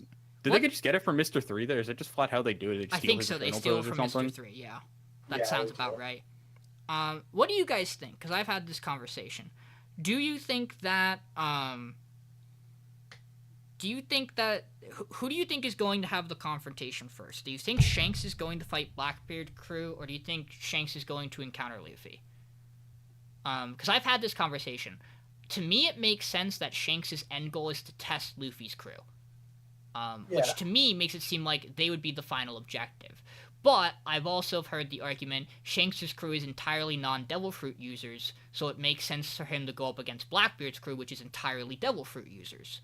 But I feel Yeah. like that means you don't get one. I feel like that means you don't get one of the other confrontations, and I feel like Luffy's crew has to meet both of them. Yeah, like Luffy not meeting Shanks would be a crazy thing to not happen. Well, also but we know because Luffy has to fight Blackbeard. Usopp not meeting Yasopp is also seems, and I also personally think Zoro and Ben Beckman should also clash. I think those are all Yeah. important things for their characters to like see where they are, right? So like I could see an argument of if Shanks hasn't left yet, but I also can't imagine they're still on Elbath. And I also really feel like Shanks is like an end thing for Luffy's crew. But I don't know, because again, I think there's almost no way the final confrontation isn't, or one of the final confrontations isn't Blackbeard and Luffy, like the crew's meeting. Like Seems- that's absolutely like the big end game. Like this is the final boss of the story is fighting Blackbeard. And unless we're counting like But Emu, also, something like Emu. now we're now we are introducing fucking Emu, who's like throwing another wrench into that because he's also a problem. It is the argument of what is Blackbeard going to do? Is Blackbeard going to go after the One Piece, or is Blackbeard going to go to do what Rox tried to do, which is become the ruler of the world by going after, the Sacred Land, which is an argument. But then I've it's heard. like, wait, it'd be crazy if the big thing is like right now Blackbeard's invading Mary Joie because all 5 of the elders are. Yeah. See, but the other thing is Blackbeard also has information about the weapons because he has Caribou. Because Caribou knows everything that the Straw Hats learned in Wano because he was there. And he knows everything they learned in Fishman Island because he was there. And everything they learned at Punk Hazard because he was there. What a wild character he is. Caribou's such a funny, like I can't conceptually believe- him in the story I can't believe he's still around. Yep. and still like really important. Yeah. I think it is also crazy. I also really love the direction we're building, where it very much feels like most of the admirals are slowly starting to drop out of, like, they're going to be threats to the Straw Hats. Because I don't think Kizaru cares anymore. I think Egghead breaks that man's spirit. Yes. Like, I think that's the line for him. Like, Fujitora for a long time has been like, I don't necessarily hate the Straw Hats. I have to because I'm inclined by duty, but like my personal values tell me that they're actually maybe in the right. And I think Kizaru's not necessarily getting there, but starting to get to the point of I don't know if I agree with my superiors right now. That if they tell me to go kill them, I don't know. Because really, there's an argument he's always kind of been pulling his punches with them. Yeah. Um, He absolutely could have killed all of them at Sabaody. yeah, he's just kind of fucking around, though. But we had to have the cool ass scene where Rayleigh like Yes. teleports in and kicks him. Yeah. And then you have Akainu, Akainu. where I don't know what the fuck he's gonna be doing. He's getting mad. That's all I know. It's so funny seeing whenever they pull him in, like when he's dealing with the five elders, and he just looks so done with everything all the time. And then you have the other guy who gets his shit rocked by Shanks from Yeah, afar. Fukuro Kuju certainly just shows up and goes, "I'm gonna be a problem," and then Shanks Gets goes, the "No." And the last Gets the shit thing, kicked the out of last him. thing we hear about him and Fujitora is that they fuck up at Revelry because they can't fucking go full ham because of course not. They're in the Sacred Land. Kind of a bad idea to put people who have earth-shattering abilities in a place where they can't fully use them, which is why they get kind of fucked up. Yeah, lots of interesting stuff going on in One Piece. Similarly, another manga that has lots of interesting stuff going on is Jujutsu Kaisen. Yeah, what the fuck is this manga? So I brought this up to Michael. Mason, I don't know if I brought it up to you.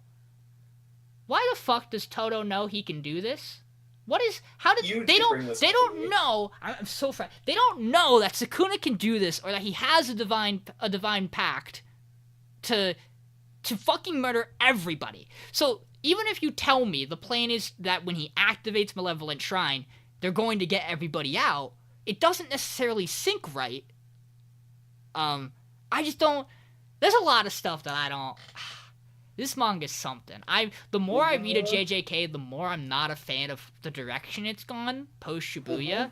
But there are still a lot of cool things that happen that make me say like, when this gets animated, it'll be rad as hell.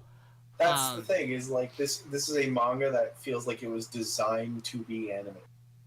I don't know. I don't know when this manga ends. I don't know if Sukuna's the end goal, or if there's more stuff in the background happening, or... Well, they also hint at the fact that, like, even if they beat Sukuna, they still have to deal with the calling games being a thing.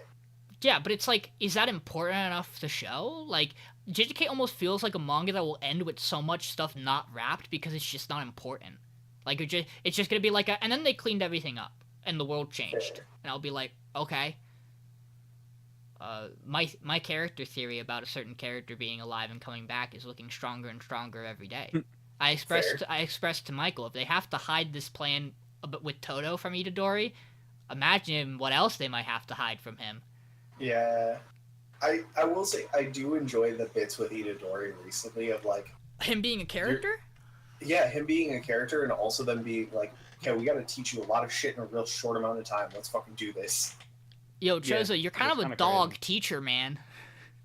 He's like, I'm sorry, I do things with push pow bam. And Itadori, that used to be how you learn things. What's changed? I really, the Chozo death scene, I guess. So we are to believe. I really like that. Because I really enjoyed the part from Itadori where he's like, you were there when I had nobody else, which is very true. Because post Shibuya, he has nobody besides Chozo. Which, like, if there was anybody who was like, I don't necessarily get how they get so close, it kind of seems a little forced where they just become blood brothers, literally and figuratively. Like, it's also that, right? Like, Chozo makes the decision, you're blood. To me, you're my brother, I'm going to stick with you because that's what I do as a big brother. And Itadori goes, you're quite literally the only person who's still with me after this. And that means a lot to him. Yeah. I really like that element. And I just don't like other things. Yeah. Chainsaw Man is Chainsaw Man. Chainsaw Man is Chainsaw Man. I They're haven't read the newest chainsawing that man. chapter yet. I'm liking where we're at. I think it feels like we're going back to kind of older Chainsaw Man stuff. With It some of the definitely new, does. With some of the new stuff still here, obviously. Hmm. Yeah, Chainsaw Man is so I've been reading Dr. Stone, which I told the boy. I know you have been. Dr. Stone's so fucking good. Not only is it like a really well-crafted story, it'll just randomly hit some of the prettiest manga panels ever. Like, there is no reason that one of the ocean should look that beautiful. The fuck? Yeah, no, Dr. Stone's Oh sick. my fucking... What the fuck? I know about the space That's thing. some. Yeah, That's no, some I believe Kentaro you've Miura seen the kind one, of shit. the space one. That's the scene when that's where you get the flashback stuff. Well, I've seen the stuff. I've seen the panel art of his dad with the space helmet because that is like everywhere. So I knew Yeah. there was space stuff. That's like Berserk style C. That's what I'm Like- saying. Yeah, it's like, like- Kentaro Miura. I'm sorry if you Like- did say that. It's late. No, I saw that. I was like, this is one of those panels that like requires a screenshot. This shit was beautiful. But you know, this cast is just absolutely giant, and they're all wonderful. Mhm. It's exactly which is one of my favorite thing with manga. Could just make the most ridiculously large cast and have everyone be super unique. I intend to watch it / read it at some point. I just Yeah. haven't gotten around. Yeah, no, to I it. think I'm at the point where season 3 would be ending if a season 3 exists. I think it does. Oh, not yet. Science Future Not isn't yet? out yet. Okay. Oh no, we do have season 4 would have been. By Okay. then. Yeah, because season 2 is really short. That covers like oddly like 20 chapters of manga. It's a like, from what I can guess, it covers. It's really short. I've been reading Yu-Gi-Oh, as you know. Turns out it's a lot harder to get yourself to read through a manga of a show you've watched when the manga's actually very close to the show. So getting through Duelist Kingdom is a slow slog for me because I know Duelist Kingdom so well that I'm not motivated to keep reading it necessarily. Fair. Again, though, I really they do Joey so well in the manga. I mean, like a lot of the stuff that's there is in the anime is there, but having the stuff from Zero, where like why he is as close of friends with Yugi, and I don't know when in the anime the rest of the crew tunes into the fact that there are 2 Yugis. But it's really apparent in the manga. It's before Duelist Kingdom in the manga. I want to They make it don't clear. realize that shit until It's like late. I felt like. it's like season 4, like towards the end when they're doing the dark shit, where they're like, Yeah. maybe, and it's only Taya that picks up on it. For And what then it, season 5 is where they finally pick up on it. I think Taya always has an idea because they run some of the episodes in OG like earlier seasons where she's in love with the Pharaoh in particular. But like they don't understand it. Whereas in the manga, they learn pretty quick because there is a shadow game with Shoddy, the guy who has the scales, and he has another one too because he's based. He gets 2 Millennium items. He has the scale and the key. He has both. He has those 2. And in the manga, Shoddy's an asshole. And like his introduction is, there's something wrong with this kid. I'm gonna go figure out what's going on with the Millennium Puzzle. And the Pharaoh goes, "Oh, you want to get to my inner room? Good luck." And Shoddy almost dies trying to get there. And he goes, "I'm gonna let you leave now and let you think about what you've tried to do. Don't fuck with me or this kid ever again." And then Shoddy immediately goes, "I'm gonna fuck with this kid again." I mean, they kind of do that Yes. at the end of Duelist Kingdom. Yes. But they do the bit where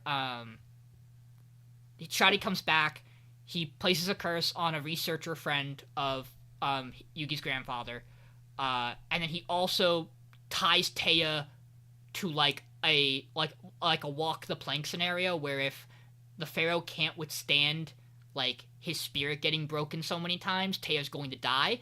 and Joey is being chased by the guy, by the grandfather's researcher friend who's been turned into a zombie, and he climbs out the window and sees and reaches Taya, so he sees the Pharaoh playing a shadow game with Shoddy, and makes the connection there are two Yugis. Taya has this understanding pretty early because she's been saved by him a couple of times, so she knows there's a second person, but not that it's two Yugis. And then when Bakura gets introduced at the end of season 0, everybody finds out, because the plot of that is they're doing they're doing the D&D bit where they all get put into the D&D game, and Bakura is the Dark Dungeon Master. And they find out both about Bakura and the thief, and they find out about Yugi and Yami, because Yugi purposely spirits himself into the board game to be with his friends and trusts the Pharaoh to play the rest of the game. Those 7 chapters are incredibly based. They're so funny because they get to a point really early in that where Bakura, they roll D100s, and if they roll certain numbers, they crit. And Bakura is critting like crazy. And when Yami takes over, he goes, "You're rigging the dice by doing this, and he runs through every possible way you can rig dice by bumping the table, putting particular spins on it, making it so that you can have one dice hit another dice so that it if it doesn't land the way you want, you get another shot at it." And they both gentlemen agree to not cheat, and it's really funny. They're like, we will get nowhere if we both crit each other constantly. So by the time you get into Duelist Kingdom, everybody knows there's two Yugis, and it makes Joey's interactions with a lot of the duels really important, because when Joey goes to fight Rex, and they do this in the anime, but it means more. Joey goes, "Pharaoh, do not help me in this duel. I have to do it myself. This is my fight. If I can't beat Rex here, I don't deserve to be here. And it means that I failed to help my sister." And so the Pharaoh locks himself inside Yugi's heart. And then there is a moment where Yugi's thinking about breaking the promise and going to tell Joey how to use the Time Wizard. And the Pharaoh goes, "Don't you fucking dare." And stops him. And it's really good. That's where I'm at, is I'm at the end of I'm in the middle of the panic showing up and doing the whole nighttime charade thing where he takes my star chips. But in the meantime, I've read all of GX, which is a different manga. Very good. I heard it's very short. It is very short. It's 60 chapters. I think it's 58 or 59. I wish there was more of it because the character differences are really cool. I don't think, and I think you get one. I think Zane duels once in that manga. That's wild. He OTKs Chaz. That's it. That's all you really need for Zane. Yes. Though. And it's really funny because if you know the Cyber Dragon cards, he uses OG Cyber Dragon, but he doesn't use the traditional one. His big boss monster is Eltian, the one that removes from play everything and is a normal summon. Yeah. So he just fucking OTKs him with that. That's incredible. But the decks are really cool because they change. There's very few people whose decks are the same. I mention it. Jaden starts with his traditional elemental hero deck. He then gets the elemental heroes in that there are the fusions that are 2 water monsters. An elemental hero monster and a water monster, and not specific. The whole point of the anime GX is that the elemental heroes he uses are 2 cards that, when they're named together, fuse into a monster. Yeah. The difference with the deck he uses in the manga is that they're elements. So you get Absolute Zero, you get Great Tornado. Yeah, the good ones. Yeah, you get Terra Firma, which is the big boss card of the show, of the manga. And that has the whole plot point of all the Planet series cards are important for the revival of Tragodia, which is such a funny villain. GX is the one that I know, I watched, I think, the first season when it came out, and I know barely anything about it. I know Yubel is there. Yubel is not in the manga, because they don't do a single manga arc the same way. So season 1 of GX is fucking around, and then Shadow Riders, which is the 3 new god cards they do, Raphael, Haman, and Uriah. And that arc's rad. They have some stuff. Banner's really important for it. Banner doesn't exist in the manga. And then season 2 is the Arcana Force stuff with the Society of Light. I forgot that Arcana Force was in And then TX. and that's when Aster shows up, and then the end of that starts to segue into the Viper stuff, which is part of season 3, where Viper is from a different school, and he brings in Jesse Anderson, he brings in Jim Crocodile Crook, like that whole cast of extra supporting characters. So that's notoriously where Crystal Beasts, Volcanics, like a bunch of really common GX archetypes come in from that set of characters. Viper uses the Venom cards, and then it goes into the Supreme King stuff with Jaden, where they go into the underworld and stuff gets funky. Yeah, and then where you have the that's Dark the World. stuff we didn't get. We get that, and that's where Yubel starts to get introduced. And then the end of season 3, they resolve Yubel, imply Jaden might be dead, and the whole point of season 4 is he fights death, with Yubel's help. Because isn't it like he ends up like killing all of his friends for a minute, and then he Yes. sacrifices himself to bring them all back Yes. functionally? And notoriously, the parts we don't get in season 4 is Cyrus being an Ovilus Blue, like additional, like I think in the Japanese version, his Zane dies. Yeah. But the manga does things differently.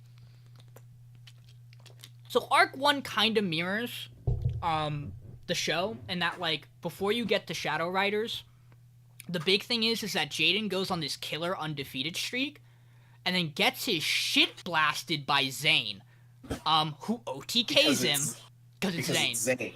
Yeah, who OTKs him and makes Jaden go, I need a new deck. And he switches to the Neos integrated part of the deck. In this side of the manga, the important plot point is Jaden gets his hero deck from a pro duelist who winds up in a coma because of Shadow Games. He gets Wing Karibo from him, not from Yugi. And the only thing that's similar that they skip over is he's done his entry exam and he's clowned on Crowler. They just don't show that. But it's implied Crowler still uses the ancient gears. And so they do like a couple of matches where Jaden fights the general cast. He fights Chaz, he fights Bastion, he fights Alexis. And then they introduce 2 of the characters from the US Academy. One who uses, oh my god, what's his fucking deck? He winds up using he has one of the planet cards. I think he has Saturn. I don't remember. He uses some like weird machine deck, I think. And then they have the girl who uses Venus, and she is an angel deck. So her boss is Venus, which notoriously is not a great card comparatively. In her deck, she just has Archlord Christia. That doesn't do anything. It doesn't have the broken effect it has in the TCG. It's just a card. But she uses like the Valhalla cards and all of that. That's where they all come from. But before we get to that, so Jaden is using this other variant of Elemental Heroes. Chaz is just using Cool Ash Dragons because his ace card is Light and Darkness Dragon, which is based. It's really, really cool. He's no longer using the Ojamas that he's forced to use for a minute. So instead of getting like the spirit cards with the Ojamas, his Light and Darkness Dragon is a spirit card like Wing Karibo, and the idea is that they are both part of Mott, which helped seal Tragodia. So the 2 cards are very important. Tragodia needs Wing Karibo to reform, and he needs to get rid of Light and Darkness Dragon because it might be the one thing that can kill him. So Jaden and Chaz become like the targeted group, the targeted 2 duelists of the main story. But Chaz's whole thing is he realizes Jaden can see Wing Karibo as a spirit, and he's like, and he's upset because he thinks Jaden doesn't. Chaz has gone through like a young pro duelist phase before he gets to Duel Academy, and everyone at Duel Academy thinks he gets in because of his family's money and not because he was actually a good duelist. So Chaz is like, fine, I'm gonna put Light and Darkness Dragon away, I'm gonna prove I can do this myself, and then Jaden kicks his ass and he goes, fine, I need Light and Darkness Dragon. I shouldn't be afraid to rely on the card that's helped me my entire time and cares about me. What's really cool is that Bastion gets a moment where he fights Chaz, and in this moment where Bastion goes, I was in the lower pro duelist, like the junior rank stuff, and there was one person who always beat me, and it was Chaz. And there's a moment where he's like, I want to fight Chaz because if I can beat Chaz, I know I've made strides. Because everyone says he shouldn't be in Obelisk Blue, but I know he deserves to be there. And it's such a good moment for their characters because they do fight each other, and Chaz kicks his ass. Bastion uses a bunch of zombie cards. Like he uses a Fire Chariot zombie that's in the game. He uses the Nine-Tailed Fox card.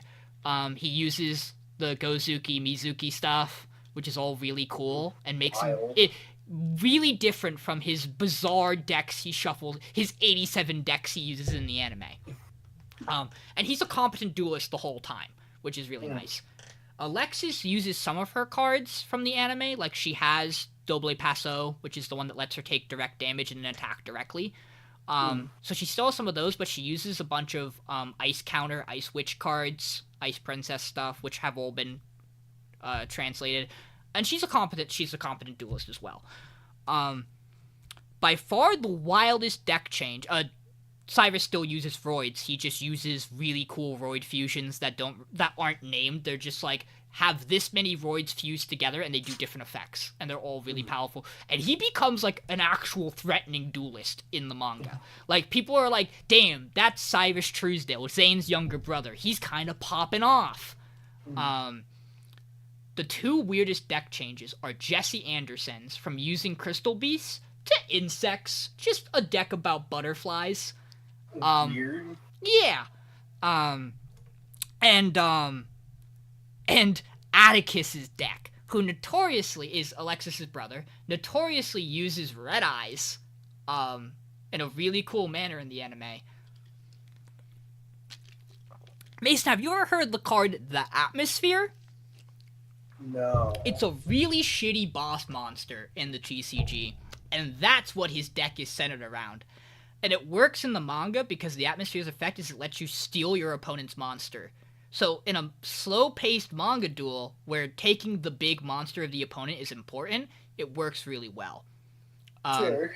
Jaden eventually goes on to use Masked Heroes because Japan, Sentai. But also Mask Heroes are Yeah. good. Yeah. He never uses Dark Law, which is crazy. It never comes up. So the best one. yeah, so it might just be a TCG exclusive thing. Maybe. I don't remember him using many Destiny Heroes either. No, Aster uses the Destiny Heroes. Yeah, which are arguably the best ones aside Yes. from the Masked Heroes. Aster swaps to Vision Heroes in the manga. So he gets to use Adoration, Trinity, other Vion. well-known Vion, Increase, all the good ones. Yeah. Chaz also has a suite of dragon. He uses dragons, and he just fucking pops out Light End Dragon and Dark End Dragon like it's nothing. That man just drops dragons down to earth. The manga's good. I really like it. It's really cool. The teacher who replaces Banner is the sister of the pro duelist who gives Jaden his deck, and she uses Dark Lords and is based as fuck. She duels once and loses because she gets blackmailed into losing. It sucks. It sucks. You don't get to see her play more. But it's really funny that she kicks the shit out of the Angel deck with Dark Lords. And now I'm reading 5Ds. And that's what I'll say there. I unfortunately should absolutely go to bed because I work at 9 in the morning. That But- is understandable. Yeah, I also do need to in the morning. Yep, so that's just some stuff we've been doing. I'll talk more about Hades 2 at some point. Same. Which I know, yeah. And we have stuff we have to do once we start trimming the pack. Yeah. Like finish CTD. Finish CTD, finish V3, watch Slime movie and season 3. Yeah, lots of stuff. Yeah.